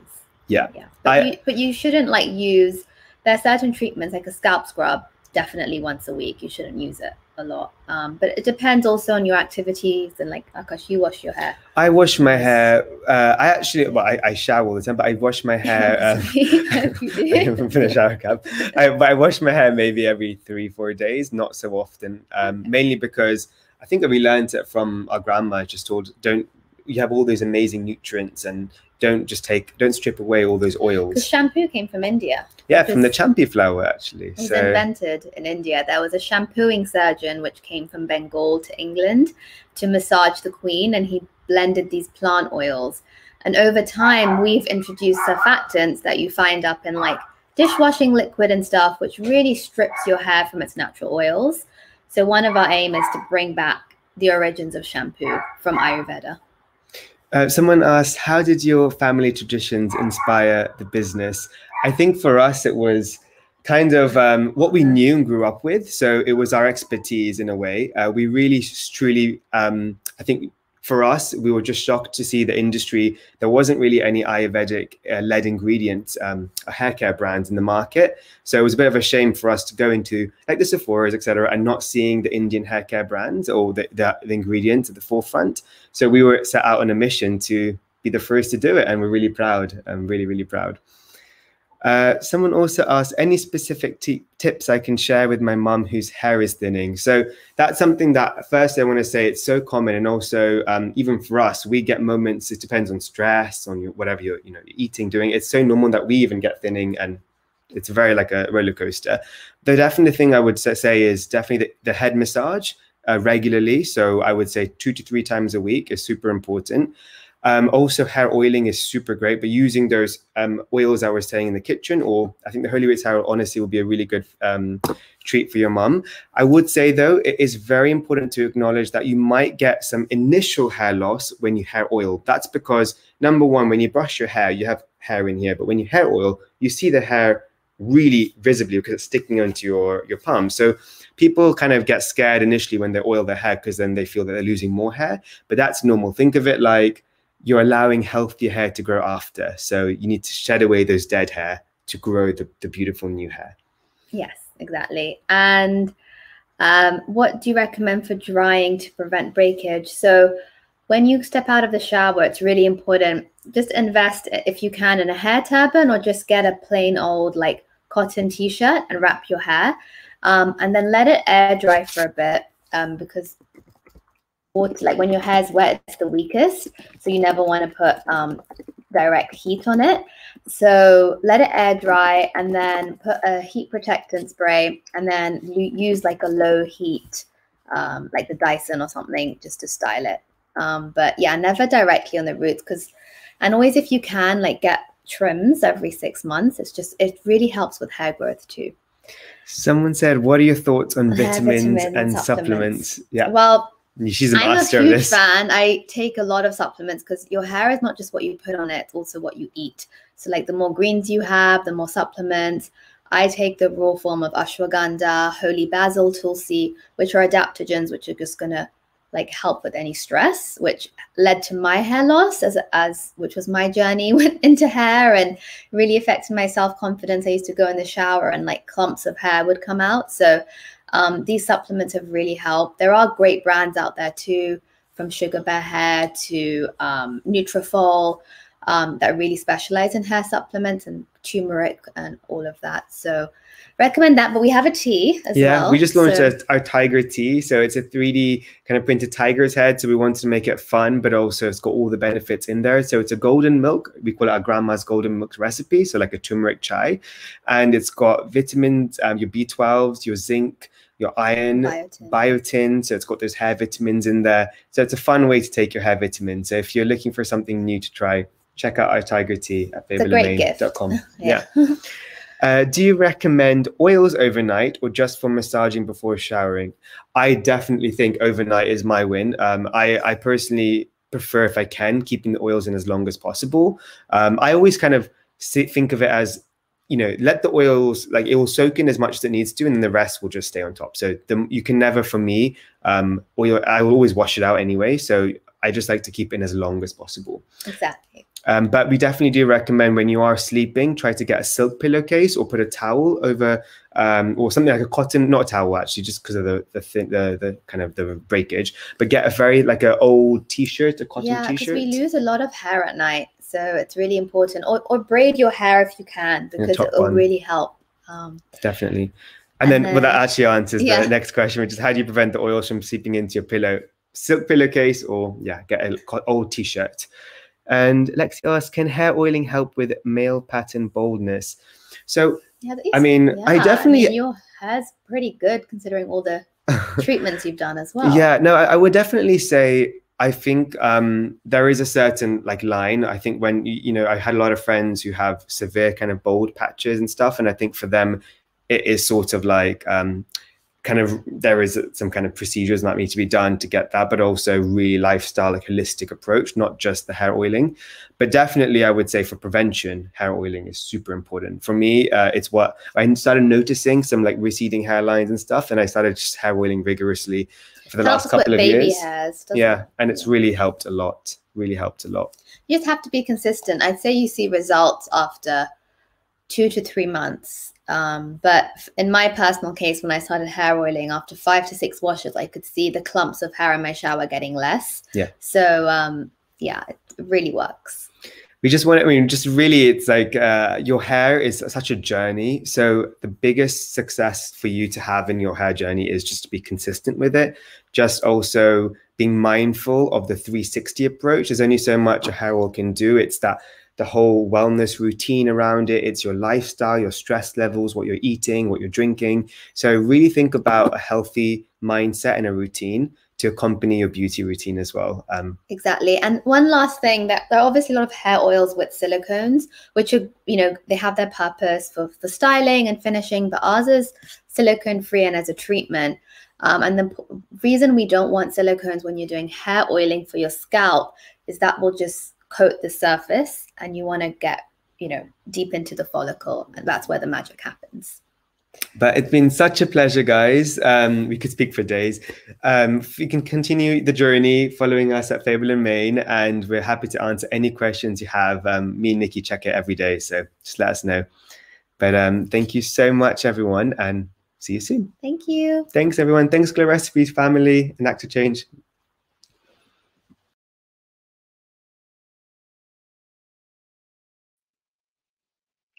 Hi, everybody. My name is Christina Rodolfo. I am the beauty director at Women's Health Magazine, and I'm so excited to be here today for a very special panel. So we have Chriselle Lim, Nabella Noor, Daniel Martin, and Christine Chang, and we're all going to talk about our cultures, heritages, and how they inspire our amazing personal style and beauty routines. Hello, everybody. Hi, everyone. Hi. Chriselle, you're wearing the Asian American girl t-shirt. I have that one. I love it. Here, and yes. Christina and I are wearing our finger heart t-shirts. Yes, I am. I'm like ready. Hi, Bella. Hi, Daniel. Hi. How are you guys? Oh my God, Nabella, your house is just like pockets of peace, personal. I know. I love your pockets of peace. I feel like, Nabella, you're the only one here that I actually haven't met before, but I am a huge admirer, as I am with everybody here, who I'm lucky enough to be friends with. So, hey guys, we're gonna have a lot of fun. I'm excited. Thank you. Yes. Okay, so let's get started. I'd love you all to reintroduce yourself for those who might not know you, and also would love to hear where you grew up and what your family's heritage and cultural background is. So let's start off with Christine. Of course. So I'm Christine Chang, co-founder of Glow Recipe. Thank you everyone for being here today. I grew up actually in Louisiana, but then moved to Korea for middle school and then kind of lived all over the place, eventually settling in New York. And I guess in that sense, I'm really a third culture kid where there's really nowhere that's home, but everywhere's home. And I'm so excited for today. Awesome. What about you, Daniel? I'm Daniel Martin. I'm a makeup artist. My father's French, my mother's Vietnamese. I grew up from 5 to 11 in Central America, then moved to Asia, moved to Seoul, Korea. When I was 12, I was there until I was 14. And then moved back to the States. So like Christine, I've kind of lived all over the place. And Chriselle? So funny. I think we've all lived in Korea at some point. Hi, I'm Chriselle Lim. I am a content creator, co-founder of Boomo. And yeah, I was born in Texas, lived mostly in the Bay Area, so San Francisco area. But in middle school, I moved to Korea, which was a complete culture shock for me. Lived there for about 4 years and then moved back to California. So very similar story to you guys, just kind of everywhere. Oh my God. Chriselle, what year did you live in Korea? 93 to 97. Okay. I was there in the late 80s. So I'm much older than you guys. I was similar, like early 90s was my window in Korea, like HOT. Like, oh my God, I grew up with like OG K-pop, like that was my childhood. Exactly. Yes. I love everyone vibing already. This is going to be a great convo. So Nabella, what about you? Well, I'm a first generation Bangladeshi American. My parents migrated from Bangladesh in 91, and I was born. And I was born in Queens, and then we migrated to Pennsylvania actually to Maryland. We lived in Maryland for a few years. And then when I was around 8 years old, we came here to Pennsylvania, central Pennsylvania, in a small town. And I've lived there ever since. And so I traveled back and forth for work to LA and to New York, but home base is 3 minutes away from my little brown mom and dad in little old Pennsylvania. So I love it. I love that. I also grew up in Queens. Oh, wow. And my family is all still there. And I'm Filipino. So my parents were immigrants from the Philippines. They moved to Queens in the late 80s. So I love all the different perspectives we're bringing in here and all the different life experiences that we've had. Okay, so my first question for you guys is, growing up, did you feel connected to your culture, and how has that relationship evolved? Why don't we start off with Chriselle? Yeah, so I was very confused growing up because when I lived in the Bay Area, I was one out of like 3 Asian kids. So I felt very different from everyone. And I really wanted to be not Asian, to be honest, because I felt like I was so like just an outsider, and I was young back then. So when I moved to Korea, I was like, yes, like this is my time to like meet my people. And then soon enough, I went there and I was like, oh my God, I'm a foreigner here too. Like I'm too American. Like the Koreans don't want to hang out with me either. So I struggled a lot growing up with my identity because I wasn't American enough and I wasn't Asian enough or Korean enough. So I was always kind of living in this kind of weird in between. But I think that is the Asian American story for a lot of us. And so when I did live in the Bay Area, I found kind of like my tribe. It was like 5 other Asian American kids. Like we all just like got each other. We didn't have to explain to each other. And you always like know that Asian crew like in your school. Like that was me, like me and like 4 other kids or 3 other kids. And my church was kind of my home, I guess you can say, because those were all my people and they all had similar stories. So that is where I was able to find community and I felt safe there. So that was kind of my upbringing. Yeah. Daniel, what about you? Did you feel connected to your culture growing up? That's so fascinating what Chriselle just said, because I now as an adult meeting so many people, my peers who've had that same similar experience has been kind of like refreshing in a way, because for the longest time when you're younger, you just feel like you're isolated and you're the only one. But my journey is kind of interesting because I obviously look full Asian. My father's white, my mother is Asian, but my brother and sister look more Latinx. And I totally took after my mother. I'm short like my mom. I look like my mom. My brother is 6'5". My sister is like 5'10". So I always looked a bit different in my family. And growing up in Central America, I went to an international school. So a lot of different folks there. Get back to the States, not so many different folks. And then I get to Asia for the first time because I was born in the States.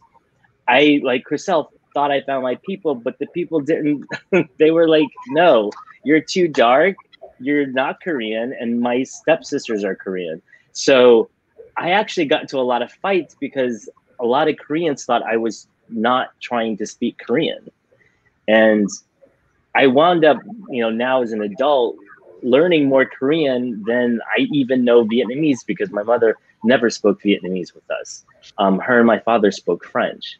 So it's just like this whole kind of mind fuck, growing up, trying to find your way as a kid. But then, and I think that's why I wound up in New York. I mean, I always wanted to be in New York, but there's so many different people in this state and in the city that you just kind of find your tribe. So that's my 2 cents. Yeah. So I'd love to ask what traditions from your heritage or culture you carry on, whether in your beauty routine or your personal style. What about you, Nabella? Oh my gosh. Well, things that I carry from my heritage. Well, first, being Bangladeshi, oftentimes, when we hear South Asian, a lot of times people only lean on the Indian or Pakistani experience. And Bangladesh is a very underrepresented country. And so when I speak to my Bangladeshi experience, I say it with pride because we don't have many people really sharing those authentic stories in our history. And so I'm very proud in that way. And growing up, my mom would always sit me down, similar to my South Asian brothers and sisters in Bangladesh and Pakistan and Sri Lanka, etc., and India. They'd sit us down and it's time to put oil in your hair. And I was like so upset because I'm like, I don't want greasy hair. People are going to make fun of me. Like, it's not easy to get out. And I was just always, it was always something that I would be resisting. And now the world has caught on to the benefits of coconut oil in your hair and all these different types of oils in your hair, and really just penetrating and like allowing your hair to have these healthy masks. And I think back to when my mom was ahead of the curve, as so many other brown moms around the world, and she was like, this is going to help your hair, do it. And so now it's something that to me is, I hold dear to my heart, and I can't wait to pass down and sit my future child down and put oil in his or her hair. And so that's a special tradition, a beauty routine that is so interwoven to my culture. And I know that in this event today, I'm pretty sure I saw Fable in Maine on the list. Yep, right before and us. It makes me so happy to see. I have Fable in Maine in my bathroom right now. I have like backups. I have the oils, I have everything, because to see our stories celebrated is so amazing. So definitely the hair oil, kajal in your eye, you know, like on your waterline. It's just a beautiful, stunning, deep, dark black, and makes me think of my mom. If there's anything that she grabs from her bag, it's kajal. She doesn't need foundation. She doesn't need any of those things to her. Like, she's like, I don't need any of that. I just need my kajal. And so these little things make me think of my culture, and I will always hold it dear to my heart whenever I do my own beauty routine. So, yeah. Well, your hair looks amazing, even over this virtual event. Thank you. So it's working. It's definitely working. Thank you so much. I appreciate it. Christine, what about you? Obviously, Glow Recipe has become a huge empire, and a lot of it was inspired by your background. So I'd love to hear, you know, what pieces of your culture you've carried on. So a lot of cultural influence, because it's so interesting, Crystal, to hear that you went back in middle school, and that's really when that whole kind of change happened for you, because it was very similar for me. Like, growing up in Louisiana, I never did skincare, didn't really talk about it, just ran around, you know, riding my bike and stuff. And then I, went to Korea. And then every weekend I was at the bathhouse with my aunts and grandmothers, splashing milk on our faces and teas and lots of scrubbing, and me running away because scrubbing is really painful when you do it with the Italy towel, which is not the right name, but that's what it's called, that little scrubby mitt that's like neon colored. And just getting thrown in headfirst into all of this kind of self-care became, at first it was surprising, but then it really became an inspiration, because you would see the woman in your life really enjoy that time. Like, my mom would always take time out for herself to pat in her skincare. She taught me to ditch the towel and not use a towel after cleansing and just pat your skin dry. Double cleansing, making sure your skin was super hydrated, walking over to the fridge while we were watching TV and taking out whatever ingredient from the fridge and somehow making a facial mask out of it. And all of these things really ladder up to the fact that I saw them prioritizing and enjoying self-care and skincare. And I think that has always carried with me. I've always carried that with me.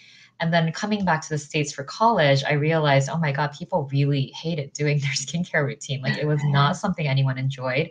People wanted to rush through it to get to makeup. And that was when I realized I really had a different experience. And I think that those early kind of experiences really influenced me. And I'm grateful for that time I spent in Korea because of that. Yeah. So Chriselle, I love whenever you post anything with your mom and with your daughters, your whole family, honestly.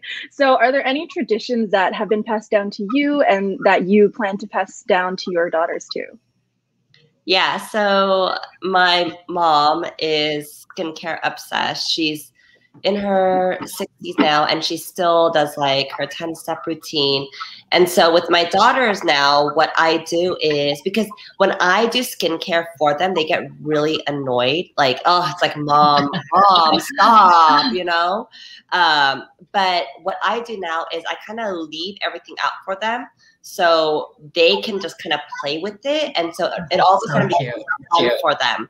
So now after bath time, because we do bath every single night, we go right to like the vanity area. They have their own little vanity, and they just have like all this kind of, not like a ton, but they have like 5 to 6 different options of like moisturizers, obviously all baby safe. And they just kind of like pump, and they're like, ah, they just like kind of go crazy. And I just want them to associate it with it being fun and like something that they do that makes them feel good. I don't want them to make it feel like it's, oh, like I have to do it. And so that's what we've been doing. And it's just like so cute to see them every single night do it, because it's personally like a big part of my life and how I grew up. So it's really nice to see them enjoying it as well. If they're starting young, they're gonna look like babies forever. So good habits. Start early. Well, my thing is like they're out in the sun so much, because my girls do like horseback riding and they do all sorts of outdoor activities, that their skin gets so dry. So if they don't moisturize for one day, like you could feel the dryness. And so I just want them to get into the habit of it, so I don't have to always like make it like a chore, you know? Totally. I wish I started skincare earlier. I feel like I was 20 when I started doing skincare, and I'm like, oh, all those years I could have been putting on moisturizer. Daniel, so as someone who had such a amazing global upbringing, and as someone now who works internationally with so many kinds of faces, how has your upbringing informed your work as a makeup artist? Oh gosh, that's a really great question. I really feel like my point of difference with what I do goes back to what I learned, you know, from my stepsisters or my stepmother, and that was the whole ritual of taking care of the skin before makeup. That has always been such an important aspect of my life. And I had really bad cystic acne growing up in high school, and moving back to the States, we didn't have the opportunity to get a lot of the Korean products that I was using while I was there in 8th grade, because there wasn't any H Mart back then. There wasn't any, you know, shipping. So it was always trying to get my mother's friends who were coming back to smuggle some stuff into, you know, their bag, because so much of Korean skincare is very, you know, great for sensitive skin. So for me, I just, everything here in the States was just so heavy with salicylic acid or benzoyl peroxide. So it just really just did a number on my skin. But I think because of that, it's enabled me to really understand how I do my makeup, and really understanding the skin just flat out determines how your makeup's going to look. Amazing. And yes, your work is wonderful. And like, I feel like the skin always looks so juicy and healthy. And that's like the goal always. Actually, Christina, I have a question for you. What kind of traditions do you carry on from your heritage in terms of like beauty or skincare? I'm curious. Oh man. It's funny because my mom is the most low maintenance person you could like. I don't know how she birthed a beauty editor because she's so chill, and every time I ask her what her secret is, she's like, it's happiness. Like, happiness is my beauty product. I'm like, okay, mom, what's your moisturizer? But I really do feel that it's so important though. When you feel good inside, everything else doesn't matter, or it's I don't know. Your mother's right though. Your mother's totally right. Wise woman. She is. Yeah. She is. I am, and this is something that I'm learning more and more too, as I'm getting older. And when I talk to my mom, I think she instills that sense of gratitude and optimism in me, and this joy in like taking care of yourself. So she used to do, you know, maybe doing like a drugstore cream or something, and now she's experimenting things to me into a little more luxury, you know. But no matter what she's using, I think that she just takes so much joy in taking care of herself, and that joy in a beauty routine is what I have adopted for myself as well, because I genuinely enjoy massaging my face and slapping on all the creams and toners and all the things. Yeah, so she's a huge beauty junkie now, even though she wasn't always. Love that. Okay, so moving on to our next topic, I feel like everybody here is so admirable for being outspoken and using their platforms to really push forward conversations about diversity and inclusion. And I'd love to hear, you know, how did you come into your own power and being able to speak up and being proud of your background and who you are and wanting to make a stand? I'd love to start with Nabella. Okay, well, that's a good question. So I think I was able to step into my power through discovering social media. Prior to, you know, creating my own account and finding social media and Instagram and YouTube and all of these things, I grew up and I still live in a predominantly white town. And in that, I had to discover what beauty was. And there was not many people that looked like me. I was very much an outsider. And so I would grow up and I remember, you know, going to bed and just praying and wishing that I'd wake up with blonde hair, blue eyes, and my name be Rebecca. Like I remember distinctly, like that was my prayer every time, because I just was so hungry to fit in and to feel beautiful. And if that was the only way that beauty was celebrated around me, then I needed to be that, right? So I discovered YouTube and Instagram, and people, when I had discovered it, and I saw people's videos, beauty videos and stuff, they were women of all different backgrounds sharing beauty tips and loving themselves. And like, even if, you know, maybe even if whatever they were going through, to me, they looked like somebody that was just so confident in their own skin. And it made me think, well, maybe I could feel like that too. So then I started making videos of me doing makeup on my own skin and me just talking about body positivity and talking about loving your skin. And as I did it, I learned that there were so many girls like me, so many brown girls like me that had never seen themselves represented before. And I wasn't alone. And also what made me different, I discovered through social media, is what makes me beautiful. And when I learned that, I became unstoppable. I didn't care. You know, you couldn't tell me nothing. Like there was just no way. Like I knew, as I knew, that who I was and how I appeared in the mirror was enough as it is in this moment.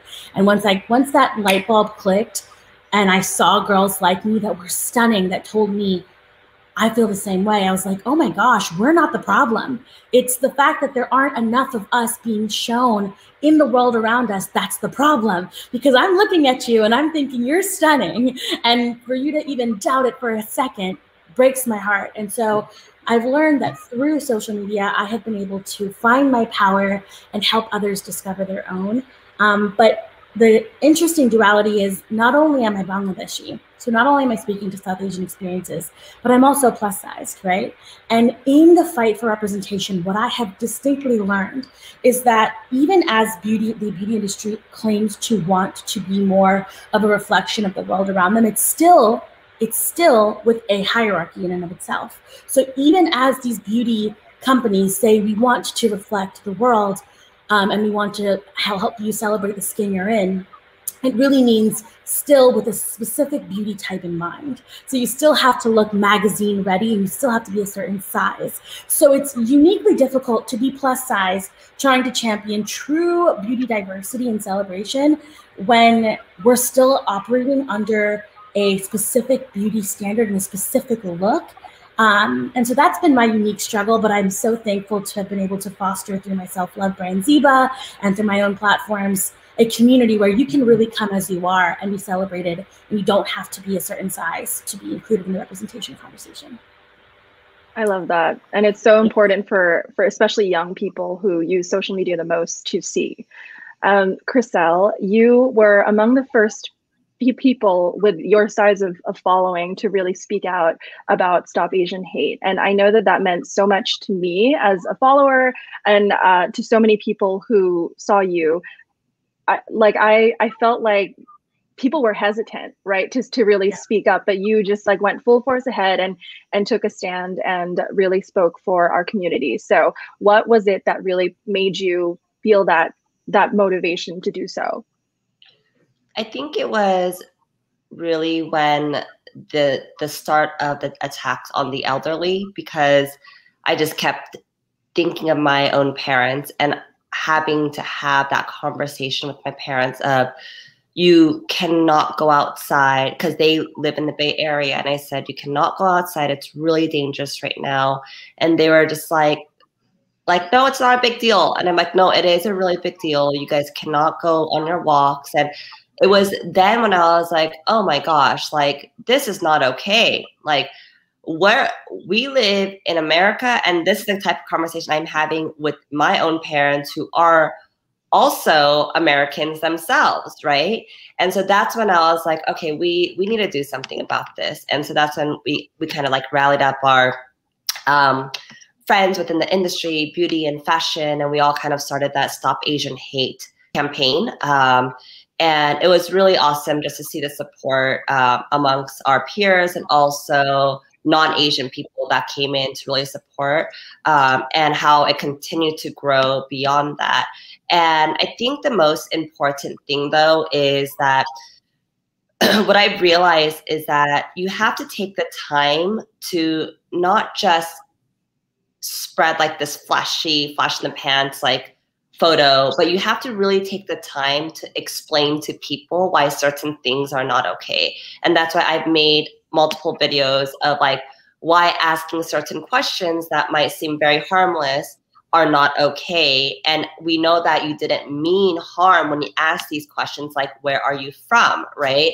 And just almost like taking it back to like the very basics. And then once they get that, they're like, oh, I never thought of it that way. And that's when that light bulb goes off, that's when you know that you've made a shift in someone's kind of perception, right? And so that's when real change happens. So that's what I wanted to do with my platform, is not just like post up this photo and then like, you know, I did my part, but it's more like really explaining to people why certain things shouldn't be phrased a certain way and why certain words should not be used. I think that's such an important distinction, because I think people do get caught up in performative activism and also feeling the pressure to respond very fast and right away in the thick of something. And I've always told people, you need to process your own feelings first before you even put it out there and like understand for yourself what is happening in the world, how you feel about it, what's your place and your role in helping change things, and before you are posting on Instagram. So I'm so happy that you said that. Daniel, you're another person who I find is always outspoken, and I love it so much because you just really like put your heart on your sleeve and put it out there, and you don't stand for any BS. So let me know how you just like became that like confident, outspoken person that you are. I definitely think that I found my courage last summer when we all experienced BLM and George Floyd and all of that. And, you know, just the racial injustice overall. And growing up in Central America, I was exposed to so many different people. I mean, I remember my first friend, she was from Brazil and she had blonde hair and green eyes and she spoke 3 languages, and we were in 2nd grade. Like, I learned empathy at a very young age. When my mother first moved to the States, my father was still in Vietnam because of the war. Her first friend was an African-American woman who taught her English. So I've always been able to put myself in other people's shoes. And when all of this started to happen, it was like, okay, wait a minute. I know that my culture, they don't talk about shit. They'll keep it. They don't express it. They'll like let this pass. They'll deal with it. But everyone rallied and was like, no, this is wrong. And we had to stand up, and we all rallied together. And I think it was so incredible. But what's interesting now, though, like what's happening between Israel and Palestine, I feel like there's a lot of my Jewish friends now who aren't processing a lot what we did, you know, months back. because now they're dealing with their own kind of, their own hate crimes and their own, basically it was really interesting to see that someone who had to ask us questions are now feeling exactly how we once felt. And like you said, we're all processing this, and we're all processing differently. And the only thing that I would, say right now is it needs to start with education. Like Chriselle was saying, like we need to let these people know why it is when you say these things, why it's hurtful or why it's bad. So, we have a lot of work to do, but it really does stem from education. I agree. I totally agree.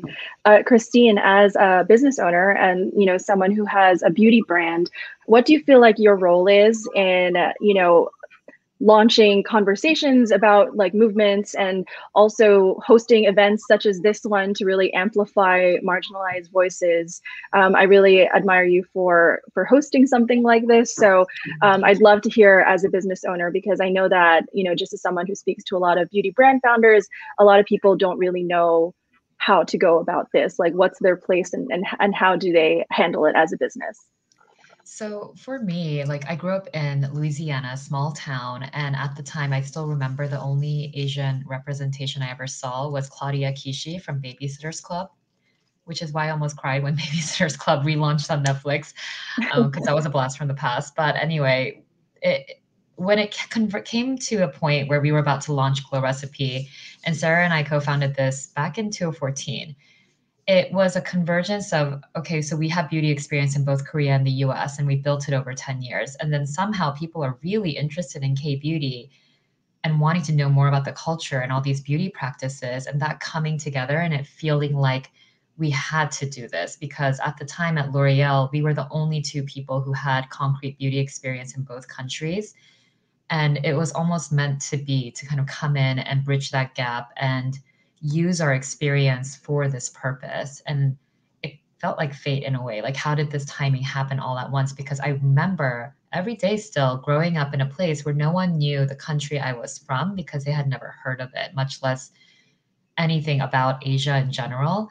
And so we felt compelled to start this. And once we did, a big part of it was the storytelling around Korean beauty, but also not just, a 10-step routine or a 15-step routine. It's more than that. It's years and years and years of mother to daughter to pass on beauty traditions and all of these amazing innovations and technologies that are happening in the local market. And there was so much to be said and told that we were really passionate about making sure that education and content were always a big part of the business. And I think with beauty, everyone is such great storytellers because that's a big part of the beauty business and industry.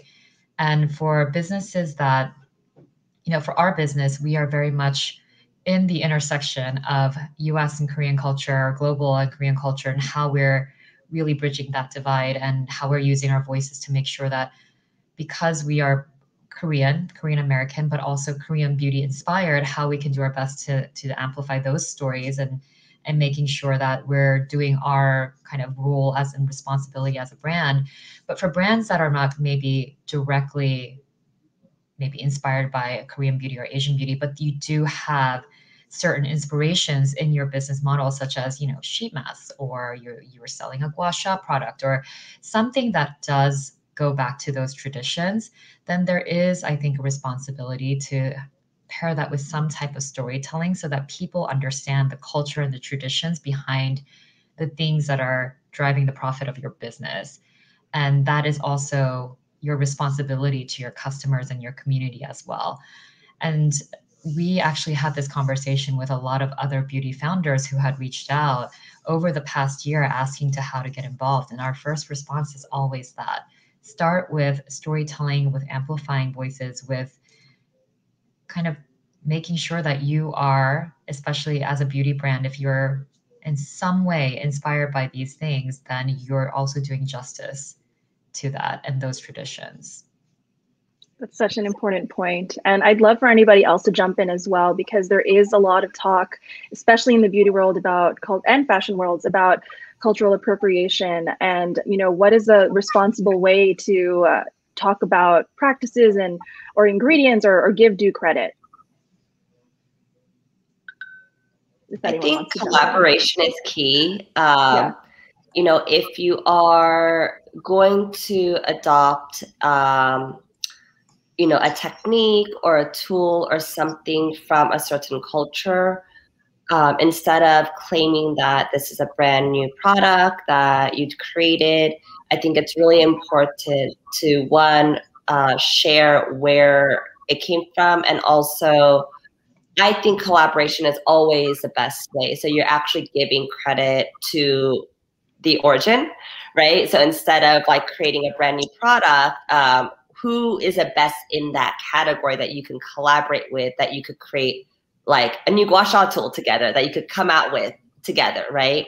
And so in my opinion, when I see like really great collaborations done in a very thoughtful way, that gets me very, very excited, on the creator side at least. Absolutely. Novella, I'd love to hear your experience in collaborating with brands and staying authentic to who you are as well. Yeah, definitely. I had a collaboration release with Elf Cosmetics, and that was really exciting.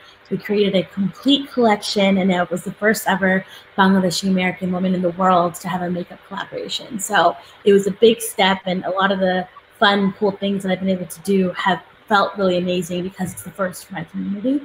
And I remember, because I knew the importance of the fact that there was never a Bangladeshi American who has partnered with a major makeup brand to create something before, I wanted it to truly embody our experiences and our culture and the beautiful, vibrant colors. And so naturally, the entire collection, I was wearing henna. I did the full-on, like, you would think it was my wedding, South Asian bride, like, complete get up. The shoot was insane. The event was full of authentic South Asian foods.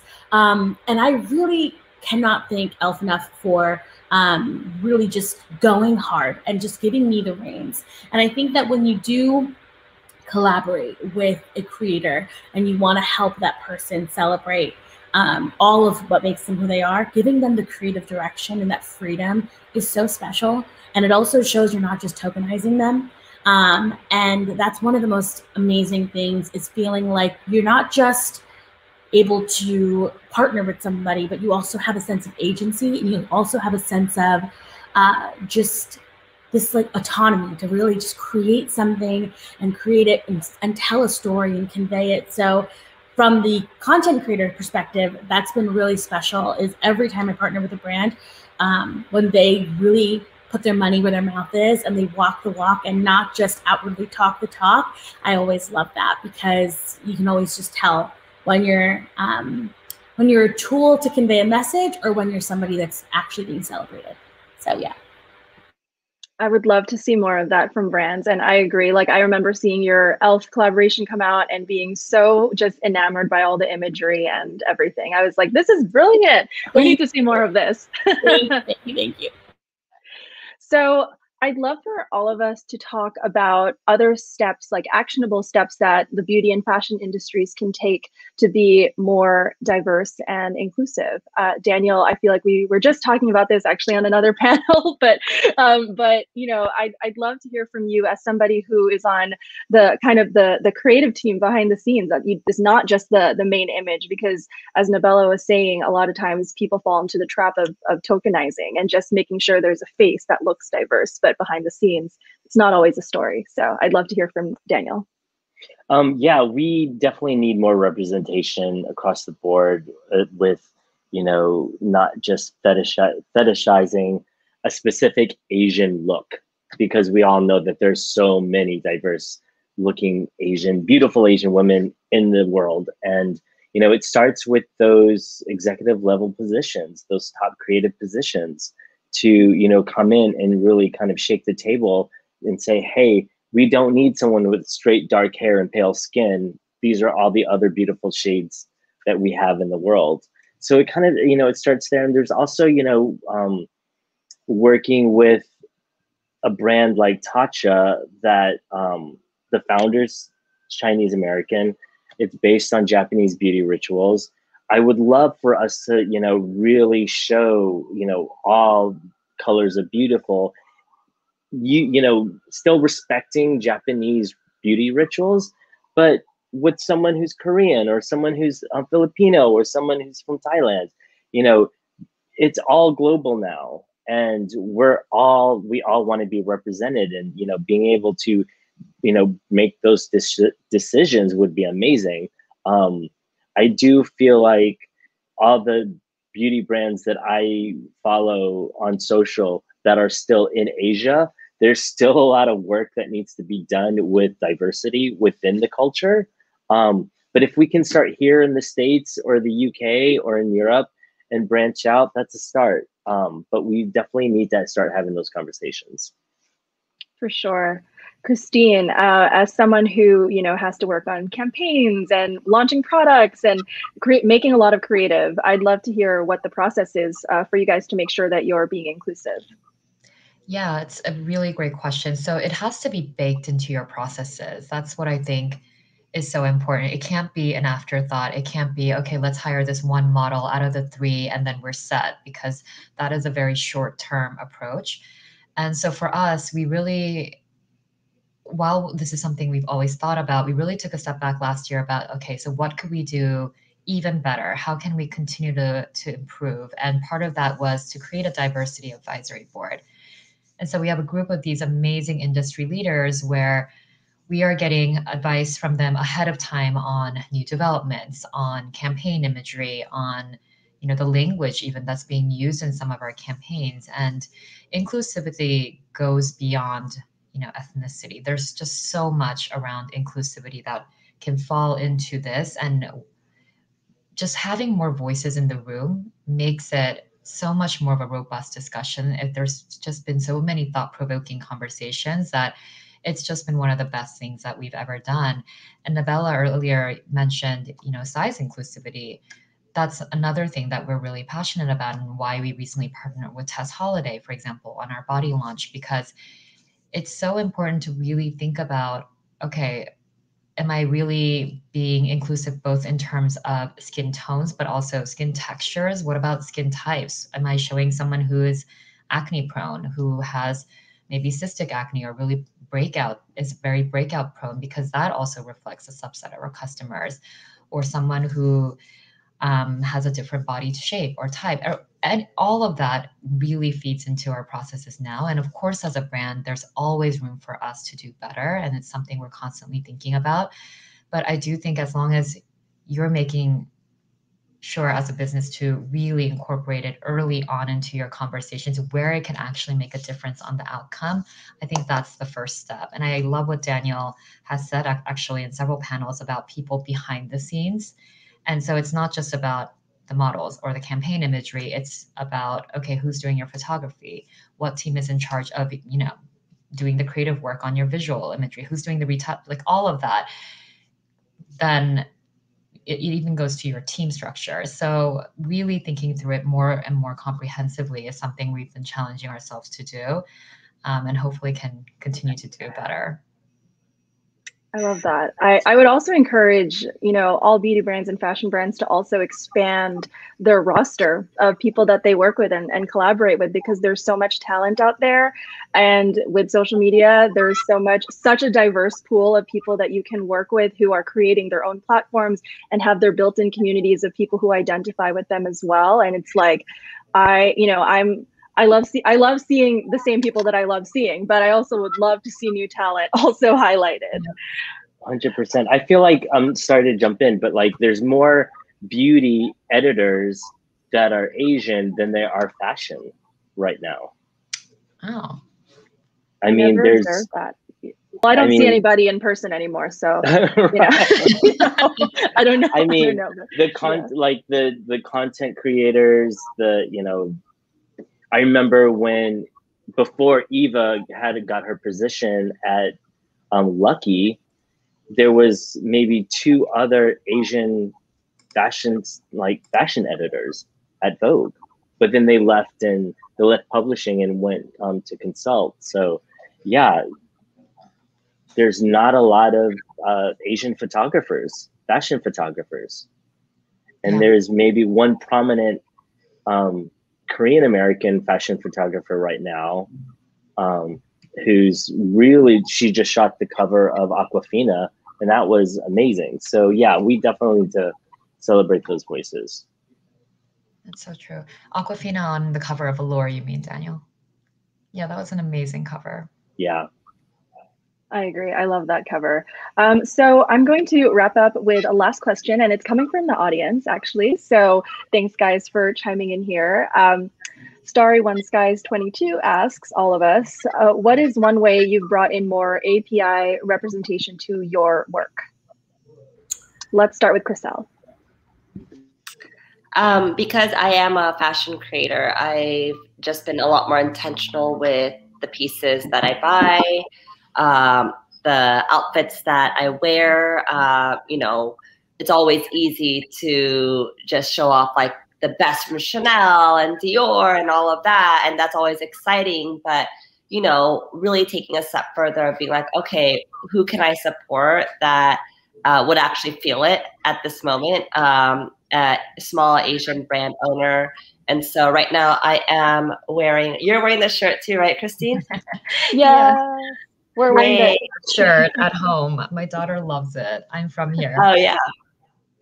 So just like being more intentional with where you shop and who you're supporting, because the power is in our wallet, like the dollars that we spend. So really just spending the money where we can support the community. And that's how I've been using kind of my power and my platform.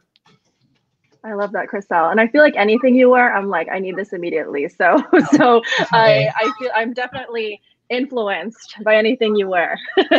So I feel like it's such a good way to put it out there, and like organically too. Okay, what about you, Nabella? How do you, what's one way that you brought in more API representation to your work? Well, I actually just announced about a week ago that I wrote a book, and I'm really excited because it's going to be coming out in September. Thank you, guys. I'm really, really excited. It's a self-love children's picture book, and we're tackling self-love and helping children define beauty for themselves. And it's called Beautifully Me. And it only made sense that someone that is a self-love advocate who spends every day helping adults and teenagers unlearn unhealthy beauty expectations and beauty standards, I naturally came to the point where I was like, well, what if I helped children form correct, healthy beauty standards or actually beauty definitions, and help them with their body image from the beginning? So naturally, Beautifully Me was the next step in my career that just made sense. But the way that I uplifted fellow AAPI members is my illustrator is South Asian. And my illustrator is bringing their own interpretation of a traditional South Asian home or a modern South Asian home in the art of our book. And my main character, Zubi, her world would not be what it is if it wasn't for the collaboration of me and my illustrator, Nabi. And so it was so important for me. You know, I couldn't create a book that would be a first in so many ways and not have it fully holistically have South Asian essence. So that's one of the ways, and something I'm really excited about. And you can pre-order the book, and Congrats, Nabella. Love it. Yeah. Congratulations. I feel like that's going to be so impactful. It starts so young. So I'm definitely going to get a copy for my 3-year-old niece. Oh, thank you. I hope you love it. Thank you so much. Christine, how about you? So this month has been really meaningful for us for a number of reasons. But first off, this collaboration that we did with Asian American Girl Club, that's, by the way, where you can get the t-shirt Chriselle is also wearing. But this little finger heart t-shirt that we did, it's a little small. I don't know if you can see it on the screen. There you go. So finger hearts, which is a gesture of love in Korea and used by a lot of K-pop celebrities. But this collaboration was done to 100% of the proceeds are going to Act to Change. And Act to Change is really near and dear to our hearts because I think we all grew up with some form of bullying, in the sense that whether it's overt or not overt, there's something about making you know, being made to feel like you're a little bit of an outsider, that really does impact you, really just for life. And it's a constant journey of learning how to heal that, learning how to grow from that, and then eventually having that fuel you to make change. And the fact that we were able to collaborate with both Asian American Girl Club, which has an amazing mission, and Act to Change on this panel and so many great conversations has been really meaningful for us this month. And thank you everyone who is here, and Novella, Danielle, Chriselle, Christina, you guys just being part of this panel alone is truly just, I keep using this word, but really truly meaningful for us. I can't thank you enough. With that, I'd love to move over to Daniel also. How will you continue to uplift AAPI voices in your work? I feel like allyship really starts now. You know, we had an incredible month of May, but let's, you know, pull this through June, July, August, and, you know, really celebrate each other, you know, moving forward, you know, participate in these incredible groups. I hope that there's even more of these conversations that come up moving forward, because I feel like, you know, just having that space to speak and learn is how it's really going to make a difference in the world right now. I love that. And to jump in with myself as a beauty reporter, I feel like I have such a great platform and opportunity to be able to amplify so many different brand founders, creators, photographers, you know, models, and all types. And I feel like it's always a priority for me personally to make sure that there's a lot of AAPI representation. And I can't tell you the number of times I have been able to do a story with someone who's Filipino like me, and I know that would not have happened if I wasn't in the position that I am in. So it's my responsibility to continue doing that and to continue highlighting people like yourselves that I am inspired by, and yes, and doing events like this. You do an incredible job, Christina. How lucky am I, right? This is my job. So thank you everybody here for joining us, and thank you to all of the panelists for sharing your amazing stories and your insights and smiles. It's been so wonderful chatting with all of you. Thank you so much for tuning in, everyone. Thank you. Thank you so much. It's so good to see you guys. Bye. Bye.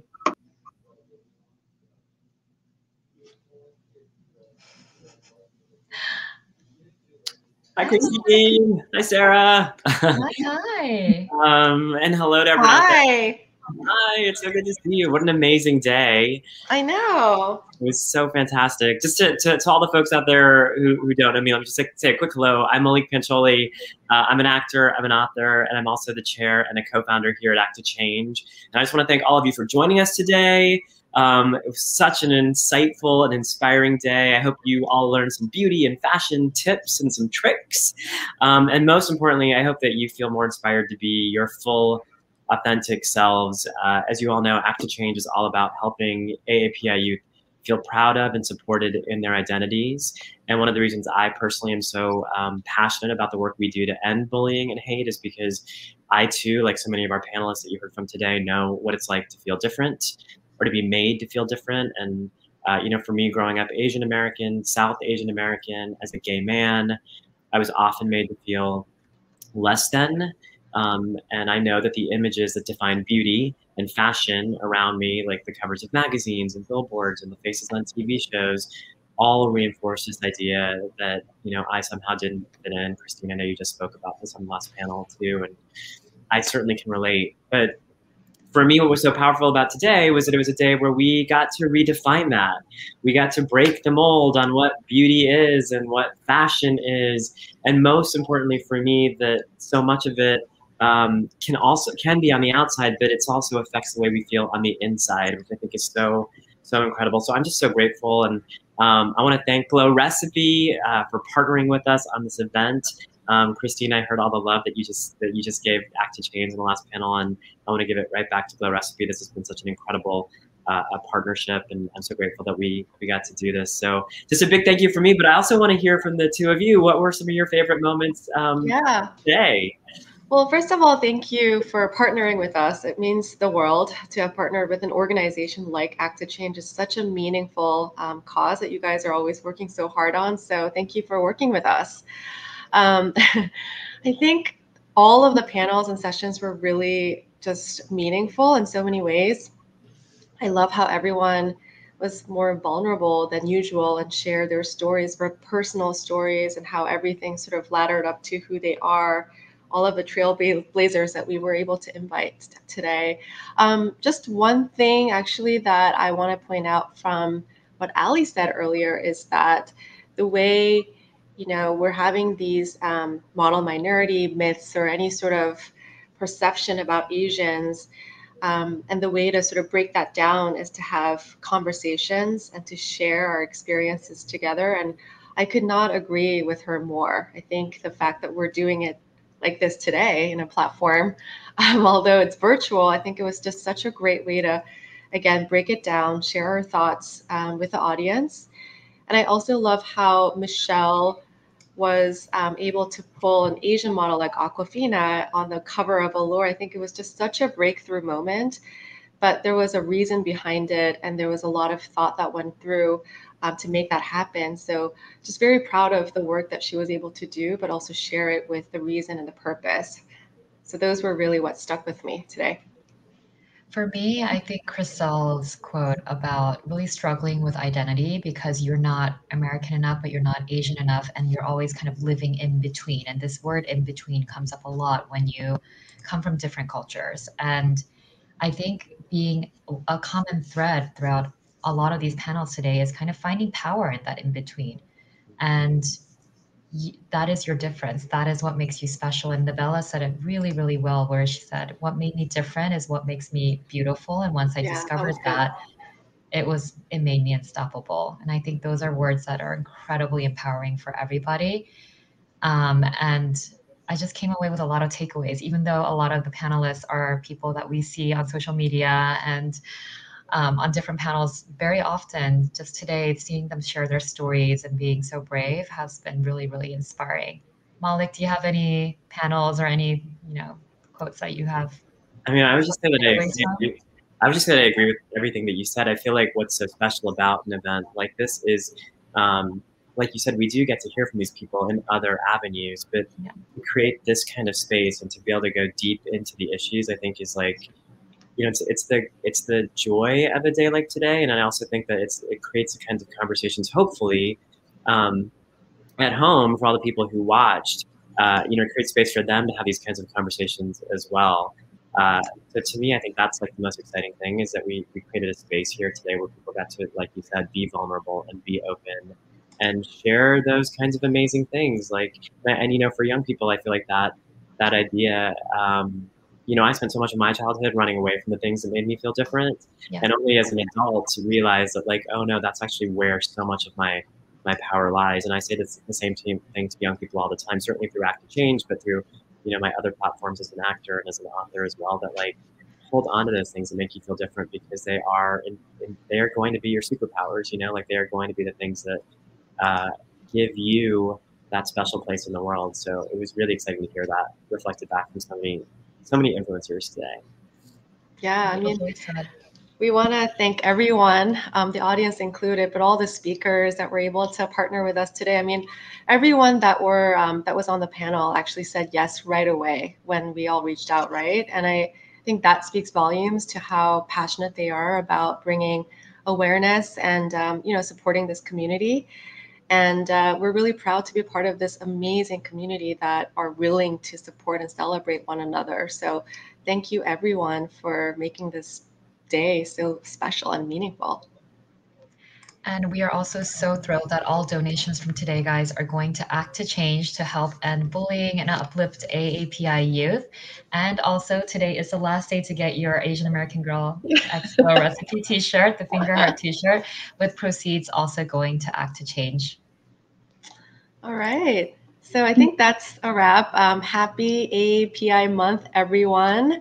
And we're really passionate personally, but also as a company to continue to support Act to Change and the whole community. This is, I think, such a meaningful day, but we don't want to stop here. We want to still continue the conversation and get this going. Thanks, everyone. Also, just want to throw out a quick shout out. You can, if you do want to make a further donation, you can always go to acttochange.org/donate. And I just want to, you know, normally with all of our Act to Change events, we end with this motto that I'm a firm believer in, that together we can end bullying and hate. And I also want to say today to all the young people watching to always remember you are beautiful exactly as you are. Thank you for being here today. Thank you guys. Love all the comments. Thank Finger hearts to everyone. you. Bye.